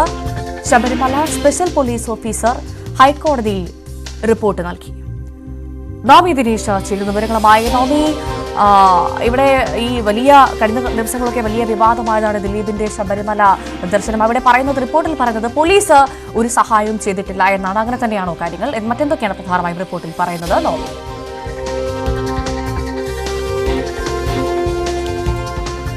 ഭവ്യ, കഴിഞ്ഞ ദിവസം തന്നെ ഈ ഹർജി പരിഗണിക്കുമ്പോൾ ദേവസ്വത്തിനോടും ഒപ്പം തന്നെ പോലീസിനോടും ഒരു വിശദീകരണം നൽകുവാൻ ഹൈക്കോടതി ആവശ്യപ്പെട്ടിരുന്നു. അതോടൊപ്പം തന്നെ CCTV ദൃശ്യങ്ങളും ഹാജരാക്കണമെന്ന് ആവശ്യപ്പെടുകയും ചെയ്തു. ഇതിന്റെ അടിസ്ഥാനത്തിൽ CCTV ദൃശ്യം കഴിഞ്ഞ ഹർജി പരിഗണിക്കുമ്പോൾ തന്നെ ഹാജരാക്കിയിരുന്നു. അതിനുശേഷം ഇന്ന് സമർപ്പിച്ച ഈ ഒരു റിപ്പോർട്ടിൽ പറയുന്നത് ദിലീപിന് പോലീസും സംഘവും അല്ലെങ്കിൽ ഒരു സഹായവും ചെയ്തിട്ടില്ല. ശബരിമല സ്പെഷ്യൽ പോലീസ് ഓഫീസർ ഹൈക്കോടതിയിൽ നൽകിയ റിപ്പോർട്ടിലാണ് ഇക്കാര്യം പറയുന്നത്. ദേവസ്വം ഗാർഡുകളാണ് ദിലീപിന് മുൻനിരയിൽ അവസരമൊരുക്കിയത്. വിജിലൻസ് വിഭാഗം അന്വേഷണം നടത്തുന്നുണ്ട്. ഇനി ഇത്തരം സംഭവങ്ങൾ ആവർത്തിക്കില്ല എന്നുകൂടി പോലീസ് ഇന്ന് ശബരിമലയിൽ നൽകിയ റിപ്പോർട്ടിൽ പറയുന്നുണ്ട്. പക്ഷേ CCTVയിൽ ദൃശ്യങ്ങൾ നമുക്കിത് കൃത്യമായി കാണാൻ കഴിയും. ദിലീപിനോടൊപ്പം അത് പോലീസ് ഉദ്യോഗസ്ഥരും സഹായികളായി നിൽക്കുന്നത് അല്ലെങ്കിൽ ഒരു പ്രൊട്ടക്ഷൻ പോലെ നിൽക്കുന്നത് ഇത് പോലീസിന്റെ സേനയല്ല, ദേവസ്വത്തിന്റെ ഗാർഡുകളാണെന്നുള്ളൊരു വിശദീകരണമാണ് ഇന്ന് കോടതിയിൽ നൽകിയിരിക്കുന്നത്. ദേവസ്വം ഗാർഡുകളാണ് ദിലീപിന് മുൻനിരയിൽ നിന്ന് തൊഴുവാൻ വേണ്ടിയിട്ടുള്ള ഒരു അവസരം ഒരുക്കി നൽകിയതെന്നാണ് പോലീസ് ഇന്ന് കോടതിയിൽ സമർപ്പിച്ചിരിക്കുന്ന റിപ്പോർട്ടിൽ പറയുന്നത്. എന്തായാലും ഇന്ന് ഹർജി പരിഗണിക്കുമ്പോൾ എന്തായിരിക്കും കോടതിയുടെ ഭാഗത്തു നിന്നും ഉണ്ടാകുന്നതെന്നാണ് ഉറ്റുനോക്കുന്നത്. കഴിഞ്ഞ ദിവസങ്ങളിലൊക്കെ ഈ ഹർജി പരിഗണിക്കുമ്പോൾ വലിയ രീതിയിൽ രൂക്ഷമായിട്ടുള്ള വിമർശനമായിരുന്നു നടത്തിയിരുന്നത്. കാരണം ഹൈക്കോടതി കൃത്യമായി പറഞ്ഞതാണ്, ശബരിമലയിൽ എല്ലാവരെയും പോലെ ഭക്തജനങ്ങൾ എല്ലാവരും ഒന്ന് തന്നെയാണ്. അവിടെ VIP പരിഗണനയുടെ ആവശ്യമില്ല. എല്ലാവർക്കും തുല്യമായി തന്നെ അയ്യപ്പനെ കാണാനുള്ള ഒരു അവസരം ഒരുക്കണം. കാരണം 41 ദിവസം വ്രതമെടുത്ത് അത്രയേറെ കഷ്ടപ്പെട്ടുകൊണ്ട് തമിഴ്നാട്ടിൽ നിന്നും ആന്ധ്രയിൽ നിന്നും മറ്റ് നാടുകളിൽ നിന്നും ഒക്കെ വരുന്നവർക്ക് ഒരു മിന്നായം പോലെ മാത്രമേ ആണ് അയ്യപ്പനെ കാണാൻ ഒരു അവസരം കിട്ടുന്നത്. ആ ഒരു സാഹചര്യത്തിൽ കുട്ടികളും മുതിർന്നവരും ഉൾപ്പെടെ വലിയ നീണ്ട മണിക്കൂറുകളോളം ക്യൂ നിന്ന് സന്നിധാനത്തിലേക്ക് എത്തുമ്പോൾ ഈ VIP പരിഗണന പോലെ ക്യൂ ഒന്നും നിൽക്കാതെ വേഗം വന്ന് പോലീസിന്റെ ഒരു സഹായത്തോടു കൂടി അയ്യപ്പനെ മണിക്കൂറുകൾ മുന്നിൽ നിന്ന് കണ്ട് മടങ്ങുന്ന രീതി ശരിയല്ല എന്ന് രൂക്ഷമായി വിമർശിച്ചിരുന്നു. അതിനിടയിലാണ് ദിലീപിന്റെ ഈ ഒരു VIP ദർശനം വലിയ വിവാദമാകുകയും ചെയ്തത്. എന്തായാലും ഹർജി പരിഗണിക്കുമ്പോൾ ഏത് രീതിയിലായിരിക്കും ഹൈക്കോടതി തുടർ നിലപാട് സ്വീകരിക്കുക എന്നതാണ് ഉറ്റുനോക്കുന്നത്. ഭവ്യ. തീർച്ചയായും നവമി ദിനേശാണ് വിവരങ്ങൾ നൽകിയത്. ദിലീപ് വിഷയത്തിൽ ഉദ്യോഗസ്ഥർക്കെതിരെ നടപടിയുണ്ടാകുമെന്ന് Devaswom board president PS Prashanth news 18നോട്. റോപ്പ് വേ നിലവിൽ വന്നാൽ ഡോളി അവസാനിപ്പിക്കും. ഡോളി പരിഷ്കൃത സമൂഹത്തിന് ചേർന്നതല്ല. അടുത്ത തീർത്ഥാടന കാലം മുതൽ ദർശന രീതിയിൽ മാറ്റം വരുത്താൻ ശ്രമം നടത്തുമെന്നും Devaswom president PS Prashanth news 18നോട്. കൊടിമരം കഴിഞ്ഞാൽ നേരിട്ട് അയ്യപ്പനെ കാണുന്ന രീതിയിൽ ദർശനം ക്രമീകരിക്കാനാണ് ശ്രമം. ശബരിമലയിൽ മറ്റൊരു തീർത്ഥാടന കാലം മുന്നോട്ട് പോവുകയാണ്. ഒരു പരിധിവരെ സുഗമമായ ഒരു തീർത്ഥാടന കാലം എന്നാണ് ഇത്തവണത്തെ തീർത്ഥാടന കാലം ആകെ പരിശോധിക്കുമ്പോൾ മനസ്സിലാക്കേണ്ടത്. കഴിഞ്ഞ തവണ ഒരുപാട് വിവാദങ്ങളായിരുന്നു. എങ്ങനെയാണ്, എന്ത് തീരുമാനങ്ങളാണ് ഇത്തവണ കാര്യങ്ങൾ കുറച്ചുകൂടി ഒരു സ്മൂത്ത് ആക്കിയത്? ഇവിടേക്ക് എത്തുന്ന ഭക്തർക്ക് സുഗമമായ ദർശനം കിട്ടണം. അതാണ് എല്ലാവരും ആഗ്രഹിക്കുന്നത്. സർക്കാരായാലും ദേവസ്വം ബോർഡായാലും ഭക്തരായാലും ആഗ്രഹിക്കുന്നതാണ്. അതിനുള്ളൊരു ഹോംവർക്ക് മുൻകൂട്ടി തന്നെ ഞങ്ങൾ ചെയ്തു. അത് ഞങ്ങൾ ദേവസ്വം ബോർഡ് തന്നെയായാലും സർക്കാരിന്റെ ഭാഗത്തു നിന്നായാലും ഒരു മുന്നൊരുക്കമുണ്ടായി. അതിന് ഒരുപാട് കാര്യങ്ങൾ ഞങ്ങൾ ചെയ്തു. ഒന്ന്, ദർശന സമയം കൂട്ടിയത് 16 മണിക്കൂർ എന്നുള്ളത് 18 മണിക്കൂറായി കൂട്ടി. പിന്നെ സോപാനത്തുൾപ്പെടെ നമ്മൾ വരുത്തിയ പുതിയ ക്രമീകരണങ്ങൾ. 18ാം പിടിയിൽ പോലീസുകാർക്ക് ഡ്യൂട്ടി സമയം ക്രമീകരിച്ചത് 20 മിനിറ്റിൽ നിന്നും 15 മണിക്കൂറാക്കി മാറ്റി. പിന്നെ പമ്പയിൽ ഒരുക്കിയ ജർമ്മൻ പന്തൽ, നമ്മുടെ ഈ വഴിനീളം ഒരുക്കിയിരിക്കുന്ന ലഘുഭക്ഷണവും ചൂടുവെള്ളം, അപ്പൊ അങ്ങനെ എല്ലാ കാര്യങ്ങളും സമന്വയിച്ച് വന്നപ്പോൾ ഭക്തർക്ക് നല്ല ദർശനം കിട്ടുന്ന കാഴ്ചയാണ് കാണുന്നത്. വളരെ തൃപ്തിയോടുകൂടി ഭക്തർ മലയിറങ്ങി പോകുന്ന ഒരു അനുഭവമാണ് നമുക്ക് ഉണ്ടായിക്കൊണ്ടിരിക്കുന്നത്. ഇവിടെ ഏറ്റവും പ്രധാനപ്പെട്ട പ്രശ്നം നമ്മളിപ്പോൾ കാണുന്നത്, ഇവിടെ എത്തുന്ന ഭക്തർക്ക് തൃപ്തിയോടുകൂടി മലയിറങ്ങി പോകാൻ ഭഗവാനെ കാണാൻ പറ്റുന്നില്ല. ചെറിയ സെക്കൻഡ് മാത്രമേ നമുക്ക് കിട്ടുന്നുള്ളൂ. അപ്പോൾ അത് നേരിട്ട് തൊഴിൽപ്പിക്കാനുള്ളൊരു സംവിധാനം നമ്മൾ ആലോചിക്കുകയാണ്. അത് സർക്കാരുമായിട്ടും കോടതിയുമായിട്ടും പോലീസുമായിട്ടും തന്ത്രിയുമായിട്ടൊക്കെ ആലോചിച്ച് ഈ സീസൺ കഴിഞ്ഞ ഉടനെ തന്നെ അത് നടപ്പിലാക്കണമെന്ന് വിചാരിക്കുന്നു. നേരിട്ടുള്ള ദർശനം ഒരുക്കണമെങ്കിൽ അതിന് അങ്ങനെയുള്ള കടമ്പകളുണ്ടോ? നേരിട്ടുള്ള ദർശനം ഒരുക്കണമെങ്കിൽ ബഹുമാനപ്പെട്ട തന്ത്രിയുടെ നിർദ്ദേശം വേണം, പെർമിഷൻ വേണം. അത് ഞങ്ങൾ തന്ത്രിയുമായി ആലോചിച്ചു കഴിഞ്ഞു. തന്ത്രിക്കൊന്നും അതിനൊന്നുമില്ല. കാരണം ഇവിടെ എത്തുന്ന ഭക്തർക്ക് എന്താ പ്രധാനം, ഇവിടെ എത്തുന്ന ഭക്തർക്ക് തൃപ്തിയോടുകൂടി ഭഗവാനെ കണ്ടുപോകണം. അതാണല്ലോ തന്ത്രിയുടെയും ദേവസ്വം ബോർഡിന്റെയും ഒക്കെ ആഗ്രഹം. അതിനൊന്നും തടസ്സം നിൽക്കുന്നൊരു തന്ത്രിയല്ല. എല്ലാ കാര്യങ്ങളും ഇപ്പൊ തന്നെ ദർശന സമയം അദ്ദേഹം വളരെ, കാരണം ഇവിടെ എത്തുന്ന ഭക്തർക്ക് ഒരു ബുദ്ധിമുട്ട് ഉണ്ടാകാൻ പാടില്ല എന്നുള്ള കാര്യത്തിൽ അദ്ദേഹത്തിന് നിർബന്ധമാണ്. ബഹുമാനപ്പെട്ട കണ്ഠർ രാജീവർക്കും നിർബന്ധമാണ്. അവരെല്ലാം പൂർണ്ണ സഹകരണമാണ് നമുക്ക് നൽകിക്കൊണ്ടിരിക്കുന്നത്. ഈ റോപ്പ് വേ എന്നത്തേക്ക് സാധ്യമാകും? എന്താണ് അതിന്റെ ഒരു കണക്ക്? റോപ്പ് വേയുടെ ഏറ്റവും പ്രധാനപ്പെട്ട പ്രശ്നമായിരുന്നു വനപരിഹാര ഭൂമിയുമായി ബന്ധപ്പെട്ട പ്രശ്നങ്ങളായിരുന്നു. 8 വർഷമാണ് കുരുങ്ങി കിടന്നത്. പക്ഷെ പുതിയ ദേവസ്വം വകുപ്പ് മന്ത്രി ശ്രീ UN വാസവൻ വന്നതിന് ശേഷം അതിനൊക്കെ ആ കെട്ടൊക്കെ അഴിച്ച് 4 മാസം കൊണ്ട് വനപരിഹാര ഭൂമി കൈമാറി കഴിഞ്ഞു. ബഹുമാനപ്പെട്ട റവന്യൂ വകുപ്പ് മന്ത്രി ദേവസ്വം വകുപ്പ് മന്ത്രിക്ക് ആ പരിഹാര ഭൂമി കൈമാറി കഴിഞ്ഞു. ഇനി അത് പരിവേഷ് പോർട്ടലിലേക്ക് അപ്ലോഡ് ചെയ്യണം. അതിനുള്ള നടപടിക്രമങ്ങൾ നടന്നുകൊണ്ടിരിക്കുന്നു. ഈ മാസപൂജ ഈ സീസൺ കഴിഞ്ഞ ഉടൻ തന്നെ അതിന്റെ ശിലാസ്ഥാപനം നടത്തണമെന്നാണ് സർക്കാർ തലത്തിൽ ആലോചിക്കുന്നത്. എത്ര വർഷം എടുക്കും അതിന്റെ ഒരു നിർമ്മാണം? അത്തരം പ്ലാനുകൾ 18 മാസമാണ് നിർമ്മാണ പ്രവർത്തനങ്ങൾ പറയുന്നത്. 18 മാസം കൊണ്ട് 2 കാര്യങ്ങളാണ്. ഒന്ന്, ഗുഡ്സ്; 2, ഈ കാർ ആംബുലൻസ്. ഇതിന്റെ ആദ്യഘട്ടമെങ്കിലും അടുത്ത സീസണ് മുമ്പ് പൂർത്തിയാക്കാൻ സാധിക്കുമെന്നാണ് വിചാരിക്കുന്നത്. അല്ലാതെ സാധാരണ തീർത്ഥാടകർക്ക് ആ റോപ്പ് വഴി കയറി വരാനുള്ള സൗകര്യം ഇപ്പോൾ ആദ്യഘട്ടത്തിലില്ല. ആദ്യഘട്ടത്തിൽ കാർ ആംബുലൻസ് ആണ്. കാർ ആംബുലൻസ് എന്ന് പറയുമ്പോൾ ഒരു ആംബുലൻസ് എന്നുള്ള മട്ടിലാണ്. പ്രായമായവർക്കും മറ്റ് അസുഖമുള്ളവർക്കും ഒക്കെ അതിനെ ആശ്രയിക്കാൻ സാധിക്കും. പക്ഷേ ആചാരപരമായ കാര്യം എന്ന് പറയുന്നത് മല കയറി നടന്നു വരിക എന്നുള്ളതാണല്ലോ. അതല്ലാത്ത ആളുകളും ഉണ്ടാവും. അങ്ങനെ വരുമ്പോൾ നമുക്ക് ഈ ഡോളി, ഈ ട്രാക്ടർ, ഇതിനെയൊക്കെ നമുക്ക് ഒഴിവാക്കാൻ സാധിക്കും. അതൊരു മുഖവിലേക്ക് എടുത്തുകൊണ്ട് തന്നെയാണ് നമ്മൾ റോപ്പ് വേയുമായി ബന്ധപ്പെട്ട് മുന്നോട്ട് പോകുന്നത്. ശബരിമല റോപ്പ് വേ വന്നു കഴിഞ്ഞാൽ ശബരിമലയുടെ കാര്യത്തിൽ ഒരു പുതിയ വികസന കുതിപ്പായിരിക്കും ഉണ്ടാകാൻ പോകുന്നത്. അപ്പോൾ ഈ സാധാരണ മുഴുവൻ ഭക്തരെയും റോപ്പ് വേ വഴി, അതായത് പണമുള്ളവർക്കോ അല്ലെങ്കിൽ പണം അടച്ചിട്ട് കയറാമെന്നൊരു സിസ്റ്റത്തിലേക്കല്ല ആലോചിക്കുന്നത്. സൗകര്യങ്ങൾ ഈ പ്രായമായവരുടെ ആ നിലയിലാണോ? നമുക്കിപ്പോ ഈ ആചാരപരമായ ചില കാര്യങ്ങളുണ്ടല്ലോ. മല കയറി വരിക എന്നുള്ളതാണ്. മാലയിട്ട് പുതം പിടിച്ച് മല കയറി വരിക എന്നുള്ളതാണ് ഇവിടുത്തെ ആചാരം. പക്ഷെ അത് നമുക്ക് അതിനെ തെറ്റിച്ചുകൊണ്ട് മുന്നോട്ട് പോകാൻ സാധിക്കില്ല. പക്ഷേ പ്രായമായവരുണ്ട്, അസുഖമുള്ളവരുണ്ട്, വികലാംഗരുണ്ട്. അവർക്ക് സൗകര്യപ്രദമായ കാര്യങ്ങൾ വേണം. ഇപ്പോൾ ഡോളി എന്ന് പറയുന്നത് സത്യത്തിൽ ഒരു ദുഷിച്ച ഒരു പ്രാകൃതമായ രീതിയാണ്. മനുഷ്യനെ ചുമക്കുക എന്ന് പറയുന്നത്. അതിന് മാറ്റം വരുത്തണം. പക്ഷെ മാറ്റം വരുത്തണമെങ്കിൽ നമുക്ക് മറ്റൊരു കാര്യം നടപ്പിലാക്കി മാത്രമേ മാറ്റം കാര്യമാകൂ. ആ കാര്യത്തിൽ റോപ്പ് വേ വലിയ സഹായമാകും. VIP-കളെ ഒഴിവാക്കാൻ പറ്റില്ല അല്ലെ? അതൊരു VIP ദർശനം എന്നുള്ളത് ഒഴിവാക്കാൻ പറ്റില്ല. അല്ല, ഇവിടെ VIP സാധാരണ അങ്ങനെയൊന്നുമില്ല. ഇവിടെ എല്ലാവർക്കും ദർശനമുണ്ട്. എല്ലാവർക്കും ഒരേ പോലെ തന്നെയാണ് പരിഗണന പോകുന്നത്. ഒരുപാട് സെലിബ്രിറ്റികൾ വരാറുണ്ട്. ഹൈക്കോടതിയുടെ ജഡ്ജിമാർ വരാറുണ്ട്. സാഹിത്യ രാഷ്ട്രീയ രംഗത്തെ പ്രമുഖരെല്ലാം വരാറുണ്ട്. ഭഗവാനെ കാണാൻ എല്ലാവരും വരാറുണ്ട്. ഭഗവാനെ മുന്നിൽ എല്ലാവരും തുല്യരാണ്. പക്ഷെ അന്ന് സംഭവിച്ചത് ആ ഒരു ദർശനവുമായി ബന്ധപ്പെട്ടൊരു ചെറിയ സമയത്തേക്കെങ്കിലും സാധാരണ ഭക്തജനങ്ങളുടെ ദർശനം ഒന്ന് തടസ്സപ്പെട്ടു. അത് ഗൗരവമായി കോടതിയും കണ്ടു, ബോർഡും എടുക്കുന്നു. അതുകൊണ്ട് തന്നെ അതിന് ഉത്തരവാദികളായ ഉദ്യോഗസ്ഥർക്കെതിരെ ശക്തമായ നടപടി ഉണ്ടാവും. അപ്പൊ അത് തന്നെയാണ് PS പ്രശാന്ത് വളരെ വിശദമായാണ് അദ്ദേഹം നമ്മളോട് സംസാരിച്ചത്. ശബരിമലയിൽ വരാൻ പോകുന്ന മാറ്റങ്ങളെക്കുറിച്ചടക്കം അദ്ദേഹം വ്യക്തമാക്കുകയാണ് ചെയ്തത്. ബിപിൻ മുരളിക്കൊപ്പം ജി ശ്രീജിത്ത്, ന്യൂസ് 18 സന്നിധാനം. തിരിച്ചെത്താൻ വളരെ വേഗം ഇടവേളയ്ക്ക് ശേഷം.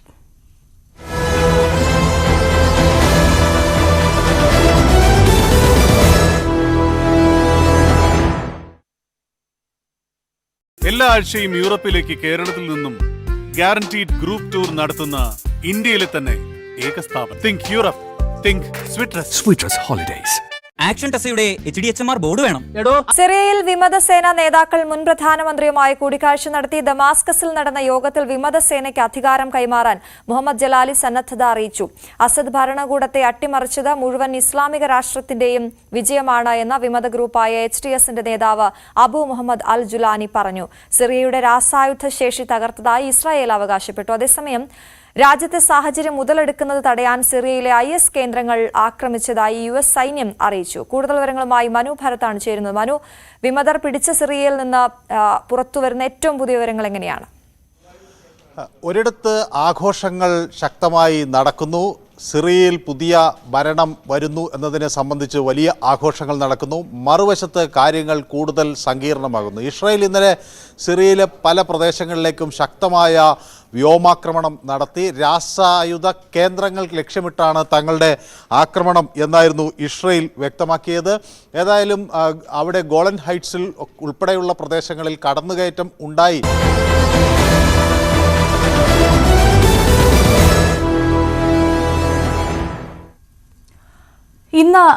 ഇനി സമ്മേളനകാലം.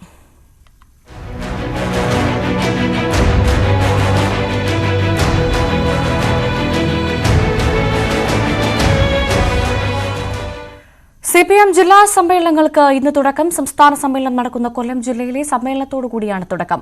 മയ്യനാട് ധവളക്കുഴിയിലെ കോടിയേരി ബാലകൃഷ്ണൻ നഗറിൽ നടക്കുന്ന സമ്മേളനം PP അംഗം MA ബേബി ഉദ്ഘാടനം ചെയ്യും. പ്രകടമായ വിഭാഗീയതയെ തുടർന്ന് കരുനാഗപ്പള്ളി ഏരിയ കമ്മിറ്റി പിരിച്ചുവിട്ടതിനാൽ കരുനാഗപ്പള്ളിയിൽ നിന്നുള്ള പ്രതിനിധികൾ ഇല്ലാതെയാണ് സമ്മേളനം. സമ്മേളന നഗരിൽ നിന്ന് VV അരുൺ ചേരുന്നു വിവരങ്ങളുമായി. അരുൺ, പ്രധാനമായും ഇന്ന് മുതൽ ആരംഭിക്കുകയാണ്, ഇനി അങ്ങോട്ട് ജില്ലാ സമ്മേളന കാലമാണ്.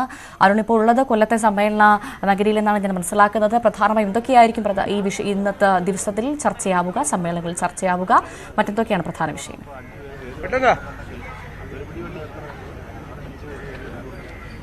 ഭവ്യ, CPMന്റെ ജില്ലാ സമ്മേളനങ്ങൾക്ക് തുടക്കമാവുകയാണ്. പാർട്ടി കോൺഗ്രസിന് മുന്നോടിയായുള്ള സമ്മേളന കാലയമാണിത്. സംസ്ഥാന സമ്മേളനം നടക്കുന്ന കൊല്ലത്താണ്. അതുകൊണ്ട് തന്നെ കൊല്ലത്താണ് ആദ്യ ജില്ലാ സമ്മേളനവും. 10 മണിയോടുകൂടി CPMന്റെ പൊളിറ്റ് ബ്യൂറോ അംഗം MA ബേബി സമ്മേളനം ഉദ്ഘാടനം ചെയ്യും. നമുക്കറിയാം, വരുന്ന ഈ സമ്മേളനം കഴിഞ്ഞാൽ CPM നേരെ പോകേണ്ടത് തദ്ദേശ തെരഞ്ഞെടുപ്പിലേക്കാണ്. തൊട്ടു പിന്നാലെ നിയമസഭാ തെരഞ്ഞെടുപ്പ് വരും. അത്തരത്തിൽ പാർട്ടി സംഘടനയെ, പ്രവർത്തകരെ തെരഞ്ഞെടുപ്പ് കാലത്തേക്ക് കൂടി പുതിയ ഊർജ്ജം നൽകി അവരെ കൊണ്ടുവരിക എന്ന ലക്ഷ്യം കൂടിയാണ് ഈ സമ്മേളനത്തിലുള്ളത്. നമുക്കറിയാം, കൊല്ലത്തെ സമ്മേളനത്തിന്റെ പ്രത്യേകത, കൊല്ലത്തെ CPMന് ഏറ്റവും ശക്തമായ, കേരളത്തിന് ഏറ്റവും ശക്തമായ സംഘടനാ സംവിധാനങ്ങളുള്ള ഒരു ജില്ലയാണ് കൊല്ലം. ആ കൊല്ലത്താണ് ആദ്യ സമ്മേളനം. ഒരു കാര്യം ഏറ്റവും പ്രധാനപ്പെട്ടത്, ഒരു ഏരിയ സമ്മേളനം പൂർണ്ണമായും ഉപേക്ഷിക്കേണ്ടി വന്ന ഏരിയ കമ്മിറ്റി പിരിച്ചുവിടേണ്ടുന്ന ജില്ല കൂടിയാണ് കൊല്ലം. കരുനാഗപ്പള്ളിയിൽ കടുത്ത വിഭാഗീയത്തെ തുടർന്നാണ് ഏരിയ സമ്മേളനം CPM ഏരിയ കമ്മിറ്റി തന്നെ പിരിച്ചുവിട്ട് അഡ്ഹോക് കമ്മിറ്റിക്ക് രൂപം കൊടുത്തത്. അവിടെ 2 ലോക്കൽ സമ്മേളനങ്ങളും നടന്നിട്ടില്ല. അങ്ങനെ ഏറ്റവും വലിയ സംഘടനാ പ്രശ്നങ്ങൾ നിൽക്കുന്ന ഒരു പ്രദേശം കൂടിയാണ് കൊല്ലം. അവിടെയാണെന്ന് സമ്മേളനം ആരംഭിക്കാൻ പോകുന്നത്. വളരെ പ്രധാനപ്പെട്ട ചില തീരുമാനങ്ങൾ സ്വാഭാവികമായും ചർച്ച ചെയ്യപ്പെടുന്ന കാര്യങ്ങളൊക്കെ ഈ സമ്മേളനത്തിൽ ഉണ്ടാകും. പുതിയ സെക്രട്ടറി ഉണ്ടാകാൻ സാധ്യതയില്ല. ഇപ്പോഴത്തെ സെക്രട്ടറി സുദേവൻ തന്നെ ഒരു ടൈം കൂടി തുടരാനാണ് സാധ്യത. സുദേവനെ മാറ്റാൻ CPM തീരുമാനിച്ചാൽ മുൻ MP കൂടിയായ K സോമപ്രസാദോ അല്ലെങ്കിൽ ജില്ലാ സെക്രട്ടറി അംഗം ജയമോഹനോ സെക്രട്ടറി സ്ഥാനത്തേക്ക് വരും. പക്ഷേ സുദേവന് തന്നെയാണ് കൂടുതൽ സാധ്യത. CPMന്റെ നേതൃത്വത്തിലെ വലിയൊരു നിര ഇവിടെ ഈ സമ്മേളനത്തിൽ പങ്കെടുക്കുന്നുണ്ട്. വളരെ ജാഗ്രതയോടുകൂടി സൂക്ഷ്മമായി CPM സമ്മേളനമാകുമെന്ന് ഉറപ്പാണ്. MV ഗോവിന്ദൻ സുരേന്ദ്രനും അതുപോലെ തന്നെ ഇടതുമുന്നണി കൺവീനർ ടി രാമകൃഷ്ണൻ, കെ ശൈലജയും ഉൾപ്പെടെയുള്ള നേതാക്കൾ പൂർണ്ണസമയം ഈ സമ്മേളനത്തിൽ പങ്കെടുക്കും. ഏറ്റവും പ്രധാനപ്പെട്ട കാര്യം CPM-ന്റെ കഴിഞ്ഞകാലങ്ങളിലൊക്കെ ഏതെങ്കിലും വ്യക്തിഗതമായ വിഭാഗീയതയൊക്കെ ഉണ്ടായിരുന്നുവെങ്കിൽ അത് ആശയങ്ങളുടെ പേരുന്നു. പക്ഷെ ഇപ്പോൾ പൂർണ്ണമായും പ്രാദേശിക വിഭാഗീയതയാണ് CPM-നെ വലയ്ക്കുന്നത്. അതിന്റെ ഏറ്റവും വലിയ വെല്ലുവിളി CPM നേരിട്ടത് കൊല്ലം ജില്ലയിലാണ്, നേതൃത്വം സൂചിപ്പിച്ചതുപോലെ കരുനാഗപ്പള്ളിയിലാണ്. ഒരു തരത്തിലുള്ള വിഭാഗീയ പ്രവർത്തനങ്ങളും പ്രോത്സാഹിപ്പിക്കാത്ത നീക്കമായിരിക്കാം CPM ഇവിടെ നടത്തുന്നത്. കാരണം ആദ്യ സമ്മേളനത്തിൽ തന്നെ വിഭാഗീയ നീക്കങ്ങളുണ്ടായാൽ തുടർന്ന് സമ്മേളനങ്ങളെ അത് ബാധിക്കുമെന്ന ആശങ്ക CPM-നുണ്ട്. അതുകൊണ്ട് തന്നെ വളരെ കർശനമായ നിലപാടുകൾ സംസ്ഥാന നേതൃത്വത്തിന്റെ ഭാഗത്തുണ്ടാകും. കരുനാഗപ്പള്ളി ഏരിയയിൽ വലിയ സംഘടനാ പ്രശ്നമുണ്ടെങ്കിലും സംസ്ഥാന നേതൃത്വം ഇടപെട്ടത് പരിഹരിച്ചു എന്നതിന്റെ ആശ്വാസവും ആത്മവിശ്വാസവും CPM-നുണ്ട്. സംസ്ഥാന സെക്രട്ടറി നേരിട്ട് വന്നാണ് ഇവിടെ കരുനാഗപ്പള്ളിയിൽ സമ്മേളനം കമ്മിറ്റി വിളിക്കുകയും അവിടെ ആ കമ്മിറ്റി തന്നെ പിരിച്ചുവിടുകയും ചെയ്തത്. അത്തരത്തിൽ വലിയ സംഘടനാ പ്രശ്നങ്ങൾ നിലനിൽക്കുന്ന ഒരു ജില്ലയിൽ നടക്കുന്ന സമ്മേളനം, സംഘടനാപരമായി ഏറ്റവും ശക്തമായ CPM-ന്റെ സ്വാധീന മേഖലയിൽ നടക്കുന്ന സമ്മേളനം. അതുകൊണ്ട് തന്നെ വളരെ പ്രധാനപ്പെട്ടതാണ് CPM-ന്റെ ഈ ആദ്യ ജില്ലാ സമ്മേളനം. പൊളിറ്റ് ബ്യൂറോ അംഗം MABB അല്പസമയത്തിനകം സമ്മേളനം ഉദ്ഘാടനം ചെയ്യും. സർക്കാരിനെതിരെ നമുക്കറിയാം ബ്രാഞ്ച് സമ്മേളനങ്ങൾ മുതൽ സർക്കാരിനും അതുപോലെ തന്നെ പാർട്ടിയുടെ നയങ്ങൾക്കുമെതിരെയൊക്കെ രൂക്ഷ വിമർശനങ്ങൾ ഉയർന്നു വന്നു. ജില്ലാ സമ്മേളനങ്ങളിലും അത് ഉണ്ടാകുമെന്ന് ഉറപ്പാണ്. വ്യക്തികേന്ദ്രീകൃതമായ വിമർശനങ്ങൾ പരമാവധി ഒഴിവാക്കാനുള്ള നിർദ്ദേശം മേൽ കമ്മിറ്റികൾ CPM-ന്റെ നേതാക്കൾക്ക്, പ്രവർത്തകർക്ക് നൽകിയിട്ടുണ്ട്. എങ്കിൽ പോലും ശക്തമായ വിമർശനം ഉണ്ടാകുമെന്ന് ഉറപ്പാണ്. അതിനപ്പുറത്തേക്ക് വിഭാഗീയ നീക്കങ്ങൾ ഉണ്ടാകാതിരിക്കാനുള്ള മുൻകരുതലാണ് CPM സ്വീകരിക്കുക. മേഴ്സിക്കുട്ടിയമ്മയെ പോലുള്ള മുതിർന്ന നേതാക്കളെ ജില്ലാ സെക്രട്ടറി സ്ഥാനത്തേക്ക് കൊണ്ടുവരണമെന്ന് അഭിപ്രായമുള്ളവരും ഇവിടെ CPM ഉണ്ട്. പക്ഷേ അതിനുള്ള സാധ്യത കുറവെന്നാണ് നമുക്ക് മനസ്സിലാക്കാൻ കഴിയുന്നത്. അല്പസമയം മുമ്പ് ജില്ലാ കമ്മിറ്റി ചേർന്ന സമ്മേളനത്തിന്റെ നടപടിക്രമങ്ങളുടെ കാര്യങ്ങളിൽ അന്തിമ തീരുമാനമായിട്ടുണ്ട്. അല്പസമയത്തിനകം ഇവിടെ ഈ പ്രദേശത്ത് പതാക ഉയർത്തും, പാർട്ടി പതാക ഉയർത്തും. സമ്മേളന നടപടികൾക്ക് തുടക്കമാകും. സംസ്ഥാന സമിതി അംഗങ്ങളും അതുപോലെ തന്നെ സംസ്ഥാന സെക്രട്ടറി അംഗങ്ങളും ഒക്കെ പൂർണ്ണസമയം ജില്ലയിൽ നിന്നുള്ളവർ അപ്പുറത്തേക്ക് സംസ്ഥാന സമിതി അംഗങ്ങളും സംസ്ഥാന സെക്രട്ടറി അംഗങ്ങളുമൊക്കെ ഈ സമ്മേളനത്തിൽ പങ്കെടുക്കുന്നുണ്ട്. നമുക്കറിയാം, ഞാൻ സൂചിപ്പിച്ച പോലെ സംഘടനാ സമ്മേളനത്തിന് അപ്പുറത്തേക്ക് പൂർണ്ണമായും തദ്ദേശ തെരഞ്ഞെടുപ്പിനും അതുപോലെ തന്നെ നിയമസഭാ തെരഞ്ഞെടുപ്പിനും മുന്നോടിയായി പാർട്ടി സംഘടനയെ, പാർട്ടി സംവിധാനത്തെ സജ്ജമാക്കുക എന്നതുകൂടിയാണ് CPM ഈ സമ്മേളന കാലയളവിൽ ലക്ഷ്യമിടുന്നത്. ഭവ്യ. ശരി, VV അരുണാണ് വിവരങ്ങൾ നൽകിയത്. മുൻ വിദേശകാര്യമന്ത്രിയും കർണാടക മുൻ മുഖ്യമന്ത്രിയുമായ MS കൃഷ്ണ അന്തരിച്ചു. ബാംഗ്ലൂരിലെ സദാശിവനഗറിലെ വസതിയിൽ പുലർച്ചെ 2:30 വിയോഗം. 92 വയസ്സായിരുന്നു. വാർദ്ധക്യ സഹജമായ അസുഖം ബാധിച്ച് ചികിത്സയിലായിരുന്നു അദ്ദേഹം. സോമനഹള്ളി മല്ലയ്യ കൃഷ്ണ എന്ന SM കൃഷ്ണ ഇന്ത്യൻ രാഷ്ട്രീയ ചരിത്രത്തിലെ ഒരു സുപ്രധാന ഏടാണ്. ബംഗളൂരുവിനെ ഇന്ത്യയുടെ സിലിക്കൻ വാലിയാക്കുന്നതിൽ ദീർഘവീക്ഷണമുള്ള കർണാടകയുടെ 10ാമത്തെ മുഖ്യമന്ത്രിയുടെ കയ്യൊപ്പ് കാണാം. കൃഷ്ണയുടെ ഭരണകാലം പ്രതിസന്ധി നിറഞ്ഞതായിരുന്നു. ചന്ദനക്കടത്തുകാരനായ വീരപ്പൻ കന്നഡ ചലച്ചിത്ര താരം ഡോക്ടർ രാജ്കുമാറിനെ തട്ടിക്കൊണ്ടുപോയി. സംസ്ഥാനം 108 ദിവസം അക്രമാസക്തമായ പ്രതിഷേധങ്ങൾക്ക് സാക്ഷിയായി. കാവേരി നദീജല സമരങ്ങൾ ആളിപ്പടർന്നു. അതെല്ലാം SM കൃഷ്ണ അതിജീവിച്ചു. 1962 ആദ്യ തെരഞ്ഞെടുപ്പിൽ തുടങ്ങി 6 പതിറ്റാണ്ടോളം നീണ്ടുനിന്നു രാഷ്ട്രീയ ജീവിതം. മധൂരിൽ നിന്ന് സ്വതന്ത്രനായി മത്സരിച്ചാണ് പൊതുരംഗത്ത് സ്വയം അടയാളപ്പെടുത്തിയത്. ലോക്സഭയിൽ മാണ്ഡിയെ പ്രതിനിധീകരിച്ചു. ടെന്നീസ് ദൗർബല്യമായിരുന്നു. 1999 കർണാടക തെരഞ്ഞെടുപ്പ് കഴിയുന്നതുവരെ ടെന്നീസ് റാക്കറ്റ് തൊടില്ലെന്ന് കൃഷ്ണ സോണിയാഗാന്ധിക്ക് വാക്ക് നൽകിയത് അന്ന് വലിയ ചർച്ചയായിരുന്നു. കർണാടക പ്രസിഡന്റ് കോൺഗ്രസിനെ വിജയത്തിലേക്ക് നയിച്ചു. പക്ഷേ ആ വിജയം അടുത്ത തവണ ആവർത്തിക്കാനായില്ല. 2004 സർക്കാർ 5 വർഷത്തെ കാലാവധി പൂർത്തിയാക്കുന്നതിന് 6 മാസം മുമ്പ് നിയമസഭ പിരിച്ചുവിട്ട് തെരഞ്ഞെടുപ്പിനെ നേരിട്ടത് തിരിച്ചടിയായി. തുടർന്ന് മഹാരാഷ്ട്ര ഗവർണറായി നിയമിതനായതിനാൽ MLA സ്ഥാനം രാജിവെച്ചു. പ്രതിപക്ഷ നേതാവായി താൻ തുടരണമായിരുന്നു എന്നാണ് അതേപ്പറ്റി പിന്നീട് കൃഷ്ണ പറഞ്ഞത്. 2009 മുതൽ 2022 വരെ UPA സർക്കാരിൽ വിദേശകാര്യമന്ത്രിയായിരുന്നു. 1989 മുതൽ 93 വരെ കർണാടക വിധാൻസഭയുടെ സ്പീക്കറായിരുന്നു. വസ്ത്രങ്ങളോടുള്ള കൗതുകം ഡിസൈനിങ് ഹോബിയാക്കി. ഒരു കാലത്ത് JDS നേതാവ് HD ദേവഗൌഡയുടെ ബദ്ധവൈരിയായിരുന്നു കൃഷ്ണ. ഒക്കലിഗ സമുദായത്തിൻ്റെ നേതൃത്വത്തിനായി അവർ തമ്മിലുള്ള മത്സരം പ്രസിദ്ധമാണ്. പക്ഷേ 2017 SM കൃഷ്ണ BJPയിലെത്തി. സ്തുത്യർഹമായ രാഷ്ട്രീയ സേവനത്തിന് 2023 കൃഷ്ണയെ പത്മവിഭൂഷൺ നൽകി രാജ്യം ആദരിച്ചു. News desk news 18. സിറിയയിൽ വിമത സേനാ നേതാക്കൾ മുൻ പ്രധാനമന്ത്രിയുമായി കൂടിക്കാഴ്ച നടത്തി. ദമാസ്കസിൽ നടന്ന യോഗത്തിൽ വിമതസേനയ്ക്ക് അധികാരം കൈമാറാൻ മുഹമ്മദ് ജലാലി സന്നദ്ധത അറിയിച്ചു. അസദ് ഭരണകൂടത്തെ അട്ടിമറിച്ചത് മുഴുവൻ ഇസ്ലാമിക രാഷ്ട്രത്തിന്റെയും വിജയമാണെന്ന് വിമത ഗ്രൂപ്പായ HDSന്റെ നേതാവ് അബു മുഹമ്മദ് അൽ ജുനാനി പറഞ്ഞു. സിറിയയുടെ രാസായുധ ശേഷി തകർത്തതായി ഇസ്രായേൽ അവകാശപ്പെട്ടു. അതേസമയം രാജ്യത്തെ സാഹചര്യം മുതലെടുക്കുന്നത് തടയാൻ സിറിയയിലെ IS കേന്ദ്രങ്ങൾ ആക്രമിച്ചതായി US സൈന്യം അറിയിച്ചു. മനു ഭരത് ചേർന്ന വിവരങ്ങളുമായി. മനു, കൂടുതൽ വിശദാംശങ്ങൾ. സിറിയയിൽ ഒരിടത്ത് ആഘോഷങ്ങൾ ശക്തമായി തുടരുന്നു, പക്ഷേ മറുവശത്ത് കാര്യങ്ങൾ കൂടുതൽ സങ്കീർണമാകുന്നു. ചിലയിടങ്ങളിൽ ഇപ്പോഴും ഏറ്റുമുട്ടലുകൾ നടക്കുന്നു എന്ന വിവരങ്ങൾ കൂടി പുറത്തുവരുന്നു.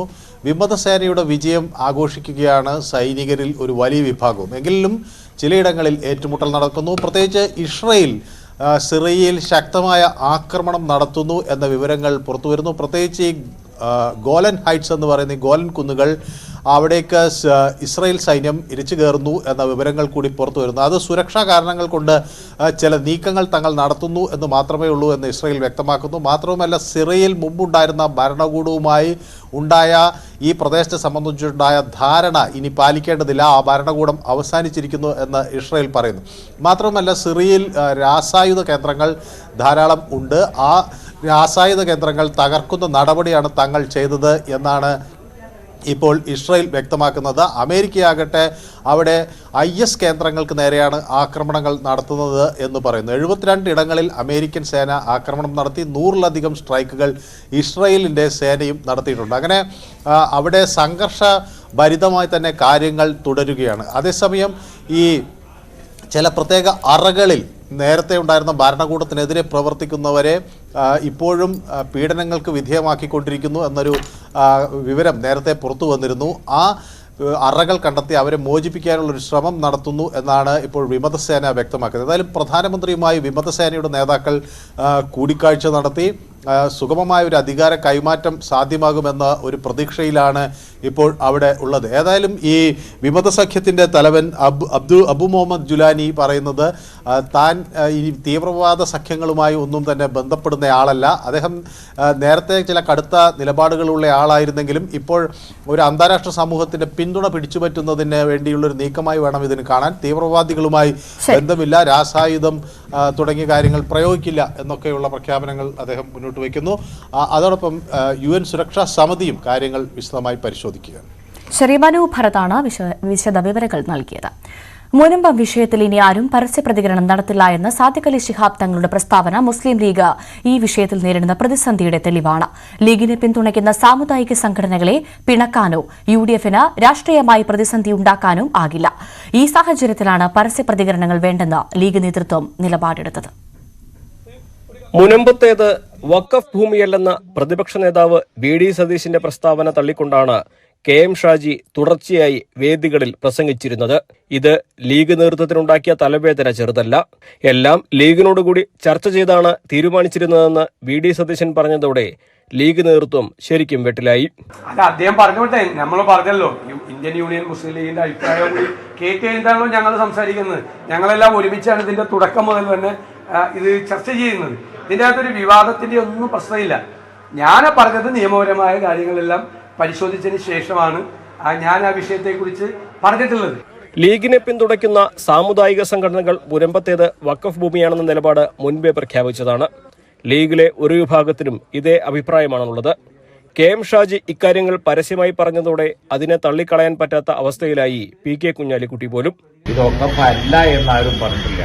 അത് സംബന്ധിച്ച് സമൂഹത്തിലൊരു കോൺട്രവേഴ്സി വരാതിരിക്കാൻ വേണ്ടി പരസ്യ വിവാദങ്ങൾ ഒഴിവാക്കണം എന്നേ പറഞ്ഞിട്ടുള്ളൂ. അത് മാത്രമല്ല, ഇപ്പോൾ കമ്മീഷൻ വെച്ചിരിക്കല്ലേ, കമ്മീഷൻ വെച്ച് ഇനി കമ്മീഷൻ തീരുമാനിക്കണം, കമ്മീഷനാണ് ഇനി തീരുമാനിക്കേണ്ടത്. അതിലിപ്പോൾ പരസ്യമായ ആണ് അല്ല എന്നുള്ള ഒരു തർക്കം അത് BJPക്കും അതുപോലെ തന്നെ തീർക്കാത്ത ഇടതുപക്ഷത്തിനൊക്കെ ഗുണം ചെയ്യുന്നത് അനാവശ്യമായ കോൺട്രവേഴ്സിയാണ് എന്നുള്ളതാണ്. ഈ സാഹചര്യത്തിലാണ് ഇനി പരസ്യ പ്രഖ്യാപനങ്ങളും പ്രസ്താവനകളും വഖഫ് ഭൂമി വിഷയത്തിൽ ഉണ്ടാകരുതെന്ന് സാദിഖ് അലി ശിഹാബ് തങ്ങൾക്ക് പറയേണ്ടി വന്നത്. ഇനി ഈ കാര്യത്തിൽ മറ്റൊരു പ്രതികരണവും മുസ്ലിം ലീഗിന്റെ ഭാഗത്തുനിന്ന് ഉണ്ടാവുകയില്ല. അതായത് ഈ വിഷയത്തിൽ പരസ്യ പ്രസ്താവനകളൊന്നും ഈ വിഷയം മുസ്ലിം ലീഗിന്റെ ആളുകൾ നേതാക്കളിൽ നിന്നൊന്നും ഇനി ഉണ്ടാവാൻ പാടില്ല എന്ന് തന്നെയാണ് പറയാനുള്ളത്. UDF-ലെ കക്ഷികളെ പിണക്കാതിരിക്കാനും മുസ്ലിം സാമുദായിക സംഘടനകളെ ഒപ്പം ചേർത്ത് നിർത്താനും ലീഗിന് മുൻപിൽ ഇതല്ലാതെ മറ്റു വഴികളില്ല. മുനമ്പത്തെ അന്തേവാസികളെ കുടിയൊഴിപ്പിക്കില്ലെന്ന നിലപാട് ആവർത്തിച്ചു പറഞ്ഞുകൊണ്ട് മുസ്ലിം ലീഗ് ഈ വിഷയത്തിൽ രാഷ്ട്രീയമായി പ്രതിരോധം തീർക്കുമ്പോൾ ഒപ്പം നിൽക്കുന്ന സാമുദായിക സംഘടനകളെ വിഷമിപ്പിക്കാതിരിക്കാനും ലീഗ് ശ്രമിക്കുന്നുണ്ട്. അതുകൊണ്ടാണ് സർക്കാരാണ് ഈ വിഷയം പരിഹരിക്കേണ്ടത് എന്ന നിലപാട് ലീഗ് ആവർത്തിക്കുന്നത്. മലപ്പുറത്ത് നിന്നും CB അനുമോദ്, ന്യൂസ് 18. കേരളത്തിൽ ചാവേർ ബോംബ് ആക്രമണത്തിന് പദ്ധതിയിട്ടതിന് NIA കോടതി 10 വർഷത്തെ തടവിന് ശിക്ഷിച്ച റിയാസ് അബൂബക്കറിന്റെ അപ്പീലിൽ ഹൈക്കോടതി ഇന്ന് വിധി പറയും. ഉച്ചയ്ക്ക് 1:45 ജസ്റ്റിസ് രാജാ വിജയരാഘവന്റെ ബെഞ്ചാണ് ഹർജി പരിഗണിക്കുന്നത്. പാലക്കാട് കൊല്ലക്കോട് സ്വദേശിയായ റിയാസ് 2018 അറസ്റ്റിലായത്. ഭീകര സംഘടനയായ IS-ന്റെ ഘടകം കേരളത്തിൽ ഉണ്ടാക്കാനും അതുവഴി സ്ഫോടനങ്ങൾ നടത്താനും പദ്ധതിയിട്ടു എന്നാണ് ഇയാൾക്കെതിരായ പ്രോസിക്യൂഷൻ കേസ്. ശ്രീലങ്കൻ സ്ഫോടന പരമ്പരയിൽ നിന്ന് ആവേശം ഉൾക്കൊണ്ട് കേരളത്തിലും ചാവേർ പരമ്പരയ്ക്ക് പദ്ധതിയിട്ടെന്നായിരുന്നു കുറ്റപത്രത്തിലുണ്ടായിരുന്നത്. തിരിച്ചെത്താം ഇടവേളയ്ക്ക് ശേഷം.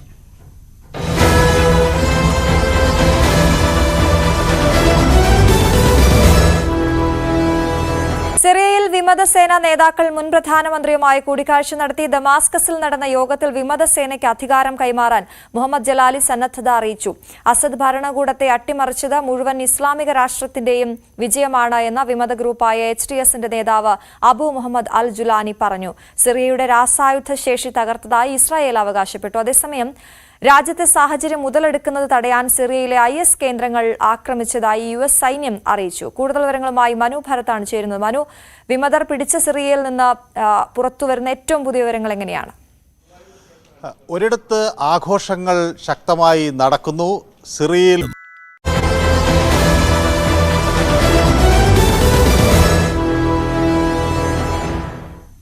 ശരണമന്ത്ര മുഖരിതം സന്നിധാനം. ശബരീശ ദർശനം നിങ്ങൾക്കായി സമർപ്പിക്കുന്നത് മിൽമ ഗീ. വ്രതശുദ്ധിയുടെയും നന്മയുടെയും നാളുകൾ പരിശുദ്ധമാക്കാം മിൽമയ്ക്കൊപ്പം. ശബരിമലയിൽ ഭക്തജന തിരക്ക് തുടരുന്നു. ഇന്നലെ 87,390 തീർത്ഥാടകർ ദർശനം നടത്തി. സമീപ ദിവസങ്ങളിൽ ഏറ്റവും കുറവ് തിരക്ക് അനുഭവപ്പെട്ടത് ഞായറാഴ്ചയായിരുന്നു. 67,477 തീർത്ഥാടകർ മാത്രമാണ് അന്ന് ദർശനത്തിനെത്തിയത്. G ശ്രീജിത്തിന്റെ റിപ്പോർട്ടിലേക്ക്. ശബരിമലയിൽ ഭക്തജന തിരക്ക് ഇന്ന് രാവിലെയും തുടരുന്ന കാഴ്ചയാണ് നമുക്ക് കാണാൻ സാധിക്കുന്ന. ആദ്യ മണിക്കൂറുകളിൽ തന്നെ ഏതാണ്ട് 7 മണി പിന്നിട്ടപ്പോൾ തന്നെ ഏതാണ്ട് 25,000-ൽ പരം ഭക്തരാണ് സന്നിധാനത്തേക്ക് കയറി എത്തിയത്. ഇന്നലെയും വലിയ തിരക്ക് അനുഭവപ്പെടുന്ന കാഴ്ചയാണ് നമുക്ക് കാണാൻ സാധിച്ചത്. ഇന്നലെ 87,000-ൽ പരം ആളുകൾ എത്തിയെന്ന് പറയുമ്പോൾ സമീപ ദിവസങ്ങളിലെ വളരെ വലിയ തിരക്കിനൊപ്പം തന്നെ നിൽക്കുന്നു ഇന്നലത്തെ തിരക്കും എന്ന് തന്നെ പറയാൻ സാധിക്കും. 5-ാം തീയതി 92,000-ൽ പരം ആളുകൾ എത്തിയതാണ് ഈ സീസണിലെ ഏറ്റവും വലിയ തിരക്ക്. അതേസമയം തന്നെ കഴിഞ്ഞ ഞായറാഴ്ച അത്രത്തോളം ഇല്ല. ഏതാണ്ട് 67,000-ലേക്ക് തിരക്ക് കുറഞ്ഞതോടെയാണ് ഇനി തിരക്ക് കുറയാൻ സാധ്യതയുണ്ടോ എന്ന തരത്തിലുള്ള ചിന്തകൾ വന്നത്. എന്തായാലും അതിനൊക്കെ അപ്പുറത്തേക്ക് ഏതാണ്ട് എല്ലാ ദിവസവും 80,000-ൽ പരം ആളുകൾ സന്നിധാനത്തേക്ക് എത്തുന്നു എന്നുള്ളതാണ്. 15,000-ൽ അധികം ആളുകളാണ് ഇന്നലെ സ്പോട്ട് ബുക്കിംഗ് വഴി ബുക്ക് ചെയ്ത് സന്നിധാനത്തേക്ക് എത്തിയത്. പുല്ലുമേട് വഴി 2,000-ലധികം ആളുകളും ദർശനത്തിനായി ശബരിമല സന്നിധാനത്തേക്ക് എത്തിയിട്ടുണ്ട്. എന്തായാലും രാവിലെ മുതൽ നല്ല തിരക്ക് തുടരുന്നു. ഈ ഒരു കാഴ്ച കണ്ടാൽ ഇന്ന് വൈകുന്നേരവും ഏതാണ്ട് 80,000-ന്റെ പിന്നിലേക്ക് കണക്കുകൾ എത്തും എന്ന് തന്നെ മനസ്സിലാക്കേണ്ടി വരികയാണ്.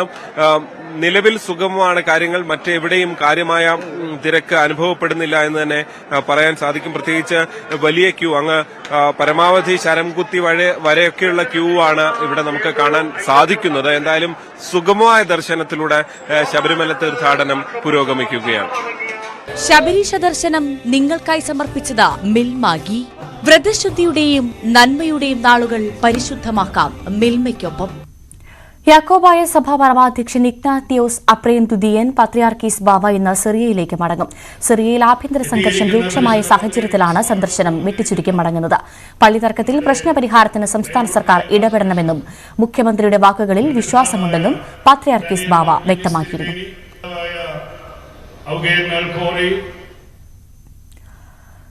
ഇസ്രായേലും ഹമാസും തമ്മിലുള്ള മധ്യസ്ഥ ചർച്ചകൾ പുരോഗതിയിലേക്ക് നീങ്ങുന്നു. ബന്ദികളെ മോചിപ്പിക്കുന്നതിനെ സംബന്ധിച്ചാണ് ഇരുപക്ഷവും ചർച്ച നടത്തുന്നത്. 2 മാസത്തെ വെടിനിർത്തലിന് ഇരുവിഭാഗവും വൈകാതെ സമ്മതിക്കുമെന്നാണ് പ്രതീക്ഷ.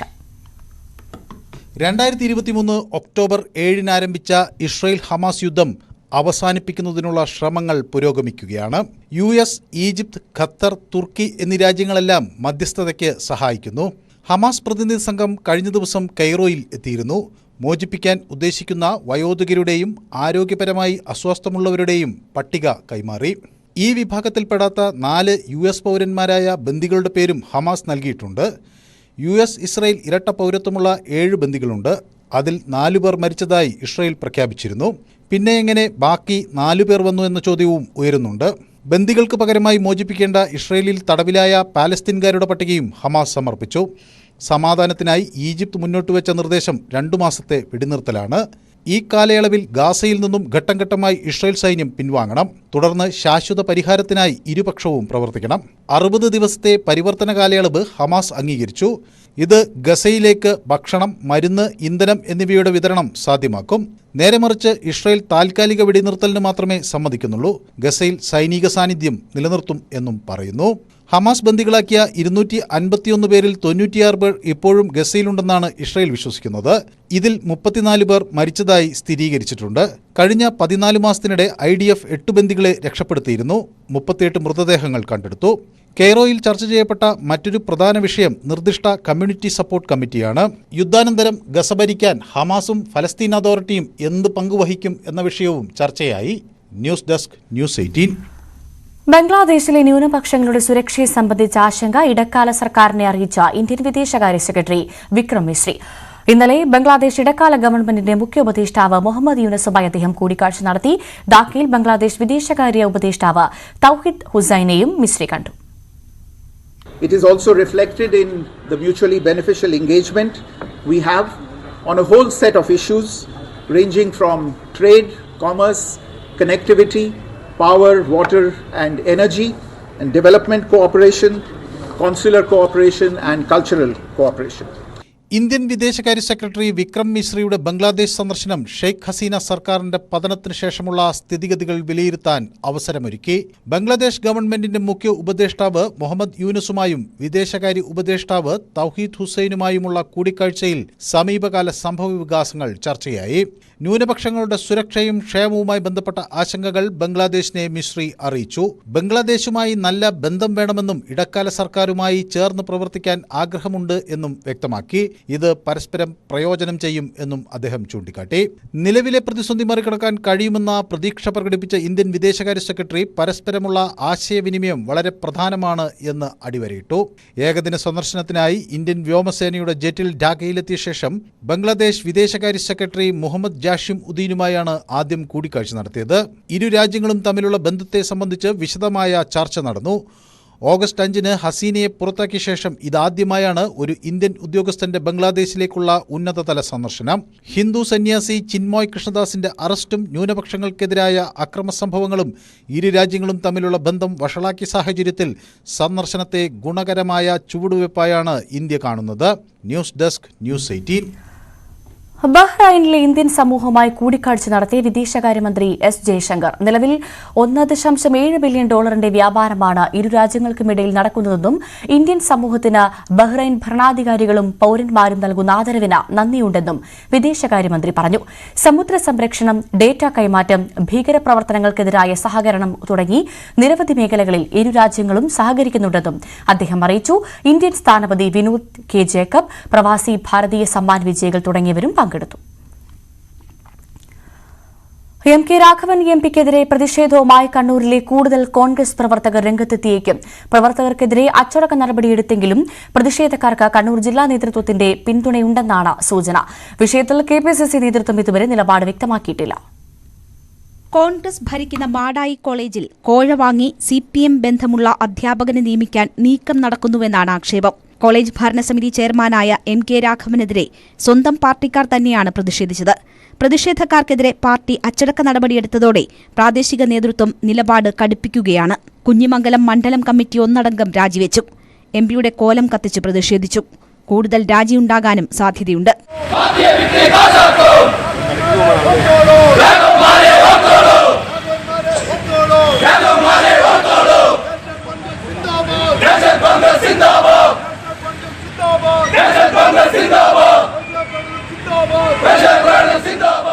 പ്രതിഷേധം കൂടുതൽ കടുപ്പിക്കാനാണ് നീക്കം. കൂടുതൽ കോൺഗ്രസ് പ്രവർത്തകർ പ്രതിഷേധവുമായി രംഗത്തെത്തും. അച്ചടക്ക നടപടിയെടുത്തെങ്കിലും പ്രതിഷേധക്കാർക്ക് കണ്ണൂർ DCCയുടെ പിന്തുണയുണ്ടെന്നാണ് സൂചന. CPMുമായി നേരിട്ട് ഏറ്റുമുട്ടുന്ന കണ്ണൂരിൽ പ്രവർത്തകരുടെ വികാരം മാനിക്കാത്ത നീക്കം MPയിൽ നിന്നുണ്ടായെന്നാണ് നേതൃത്വത്തിന്റെ വികാരം. KPCC നേതൃത്വം പ്രതികരിച്ചിട്ടില്ലെങ്കിലും K. സുധാകരനടക്കം MK രാഘവന്റെ നീക്കത്തോട് എതിർപ്പുണ്ട്. ന്യൂസ് 18 കണ്ണൂർ. അതേസമയം മാടായി കോളേജിൽ രാഷ്ട്രീയം നോക്കി നിയമനം നൽകാൻ കഴിയില്ല എന്നാണ് MK രാഘവൻ MPയുടെ പ്രതികരണം. മാടായി സഹകരണ കോളേജിലെ നിയമന വിവാദത്തിലാണ് അദ്ദേഹം പ്രതികരിച്ചത്. താൻ കോൺഗ്രസ് ആയതുകൊണ്ട് കോൺഗ്രസുകാരന് നിയമനം നൽകാനാവില്ല. കോളേജ് നിയമനങ്ങളിൽ അഭിമുഖം നടത്തുന്നത് താനല്ല എന്നും MK രാഘവൻ മറുപടി നൽകി. സർക്കാരും സുപ്രീം കോടതിയും നിഷ്കർഷിച്ച മാനദണ്ഡങ്ങൾ പ്രകാരമാണ് നിയമനം. ജോലി കിട്ടാത്തവരെ ഇളക്കിവിടുന്നതാരെന്ന് അറിയാമെന്നും MK രാഘവൻ പ്രതികരിച്ചു. തിരുവനന്തപുരം വഞ്ചിയൂരിൽ ഗതാഗതം തടസ്സപ്പെടുത്തി CPM ഏരിയ സമ്മേളനം നടത്തിയതുമായി ബന്ധപ്പെട്ട ഹർജി ഹൈക്കോടതി ഇന്ന് പരിഗണിക്കും. Justice Anil K. നരേന്ദ്രൻ അധ്യക്ഷനായ ഡിവിഷൻ ബെഞ്ചാണ് ഹർജി പരിഗണിക്കുന്നത്. CPM സംസ്ഥാന സെക്രട്ടറി MV ഗോവിന്ദൻ, സംസ്ഥാന പോലീസ് മേധാവി ഷെയ്ഖ് ദർവേസ് സാഹിബ് എന്നിവരെ എതിർകക്ഷിയാക്കിയാണ് ഹർജി. ആര്യനാട്ടെ കുടുംബശ്രീ വായ്പ തട്ടിപ്പ് ഒതുക്കി തീർക്കാൻ നീക്കമെന്ന് പരാതി. അംഗങ്ങൾ അറിയാതെ 20 ലക്ഷം രൂപയാണ് കുടുംബശ്രീ യൂണിറ്റ് സെക്രട്ടറി വായ്പ എടുത്തത്. പരാതി ഉയർന്നതോടെ വായ്പാ തുക തിരിച്ചടച്ച് രക്ഷപ്പെടാനാണ് ശ്രമം. പൊട്ടഞ്ചിറ വാർഡിലെ വിഷ്ണുനഗർ കുടുംബശ്രീ യൂണിറ്റിലാണ് തട്ടിപ്പ് നടന്നത്. സ്വയം തൊഴിൽ വായ്പ എന്ന പേരിലാണ് യൂണിറ്റ് സെക്രട്ടറി സന്ധ്യ വായ്പയെടുത്തത്. യൂണിറ്റിലെ മുഴുവൻ അംഗങ്ങളുടെയും അനുമതിയില്ലാതെയായിരുന്നു വായ്പ. സന്ധ്യ എന്ന് പറയുന്ന ആള് പറഞ്ഞ അവളെ സംരംഭത്തിന് വേണ്ടി ലോണ് എടുക്കുകയാണ്, അതിൽ ഒപ്പിട്ട് കൊടുക്കുമെന്ന് കേട്ടു. അപ്പൊ ഞാൻ പറഞ്ഞ് ഇത് സംരംഭത്തിന് വേണ്ടി ഒപ്പിടാൻ എനിക്ക് പറ്റൂല, കാരണം എനിക്ക് ഒരുപാട് ബാധ്യതകളുണ്ട്, എനിക്ക് വേറെ ലോണൊക്കെ ഉണ്ട്, അതിനുവേണ്ടി എനിക്ക് ഒപ്പിടാൻ പറ്റൂല. കുടുംബശ്രീക്ക് ആണ് എടുക്കുന്നതെങ്കിൽ അതിൽ എല്ലാവർക്കും ഒരുപാട് ഷെയർ വരുമെങ്കിൽ ഞാൻ ഒപ്പിട്ട് തരാമെന്ന് പറഞ്ഞു. അപ്പൊ അവള് പറഞ്ഞില്ല, അവളെ സംരംഭം വെച്ചെടുക്കുന്ന ലോണാണ്, അതിന് അവ ഒപ്പിടേണ്ടി എന്ന് പറഞ്ഞ് ബാക്കി 12 അംഗങ്ങളെയും കൂട്ടി ഒപ്പിട്ട് ബാങ്കിൽ പോയി ഒപ്പിട്ടപ്പോൾ അവിടെ എത്തിയപ്പോഴാണ് ആളുകൾ അറിയണത് ഇത് എത്ര ലക്ഷം രൂപയാണെന്ന് അറിയണത്. യൂണിറ്റ് പ്രസിഡന്റ് ആതിര പരാതിയുമായി പഞ്ചായത്തിനെ സമീപിച്ചു. ഇതോടെയാണ് സ്വയം തൊഴിൽ വായ്പ അല്ലെന്നും കുടുംബശ്രീ യൂണിറ്റിനുള്ള പങ്കും മനസ്സിലായത്. പ്രശ്നമൊക്കെ ഞാൻ പരാതി തുറന്ന് ബാങ്കിൽ നിന്ന് ഒരാൾ നമ്മുടെ കുടുംബശ്രീയിൽ വന്ന് അവർക്ക് കിട്ടിയ സംരംഭ ലോണാണ്, അല്ല ഇത് ലിങ്കേജ് വായ്പ അല്ലെന്നാണ് അവരൊന്ന് വന്ന ആളും അവിടെ ഇരുന്നോണ്ട് പറഞ്ഞു. അങ്ങനെ അവള് 10 ലക്ഷം രൂപ അവളും എടുത്തിട്ട് 10 ലക്ഷം രൂപ എന്റെ പരാതിയെ തുറന്ന് ബാക്കിയുള്ള 9 പേർക്കായിട്ട് വീതിക്കാൻ വേണ്ടി വെച്ച് അവിടെ നിന്ന് സാറ് വിളിച്ച്, പിന്നീട് എന്റെ പരാതിയെ തുടർന്ന് സാറ് കുടുംബശ്രീയിലെ എല്ലാ അംഗങ്ങളെയും കൂടെ വിളിച്ചിട്ട് പഞ്ചായത്തിൽ ചെല്ലാൻ പറഞ്ഞ്. പഞ്ചായത്തിൽ ചെന്നപ്പോഴാണ് സാറ് പറയുന്നത് ഇത് അവർക്ക് കിട്ടിയ സംരംഭ ലോണല്ല, കുടുംബശ്രീക്ക് കിട്ടിയ ലിങ്കേജ് വായ്പയാണെന്ന് എല്ലാവരും അറിയണേ. പഞ്ചായത്ത് ഇടപെട്ട സെക്രട്ടറിയെ കൊണ്ട് വായ്പ തിരിച്ചടപ്പിച്ചു. പഞ്ചായത്തിലെ CDS ചെയർപേഴ്സണ് തട്ടിപ്പിൽ പങ്കുണ്ടെന്ന് ആരോപണമുണ്ട്. പരാതി നൽകിയ യൂണിറ്റ് പ്രസിഡന്റ് ആതിരയ്ക്കെതിരെ മാനനഷ്ട കേസ് നൽകിയതിലും പ്രതിഷേധം ഉയരുകയാണ്. CDS ചെയർപേഴ്സന്റെ രാജി ആവശ്യപ്പെട്ട് കോൺഗ്രസ് പ്രക്ഷോഭം ആരംഭിച്ചു. ന്യൂസ് 18 തിരുവനന്തപുരം. ഇനി ഇടവേളയ്ക്ക് ശേഷം ന്യൂസ് ട്രെൻഡ്സ് കാണാം. അപർണ കുറുപ്പ് ചേരും. നമസ്കാരം.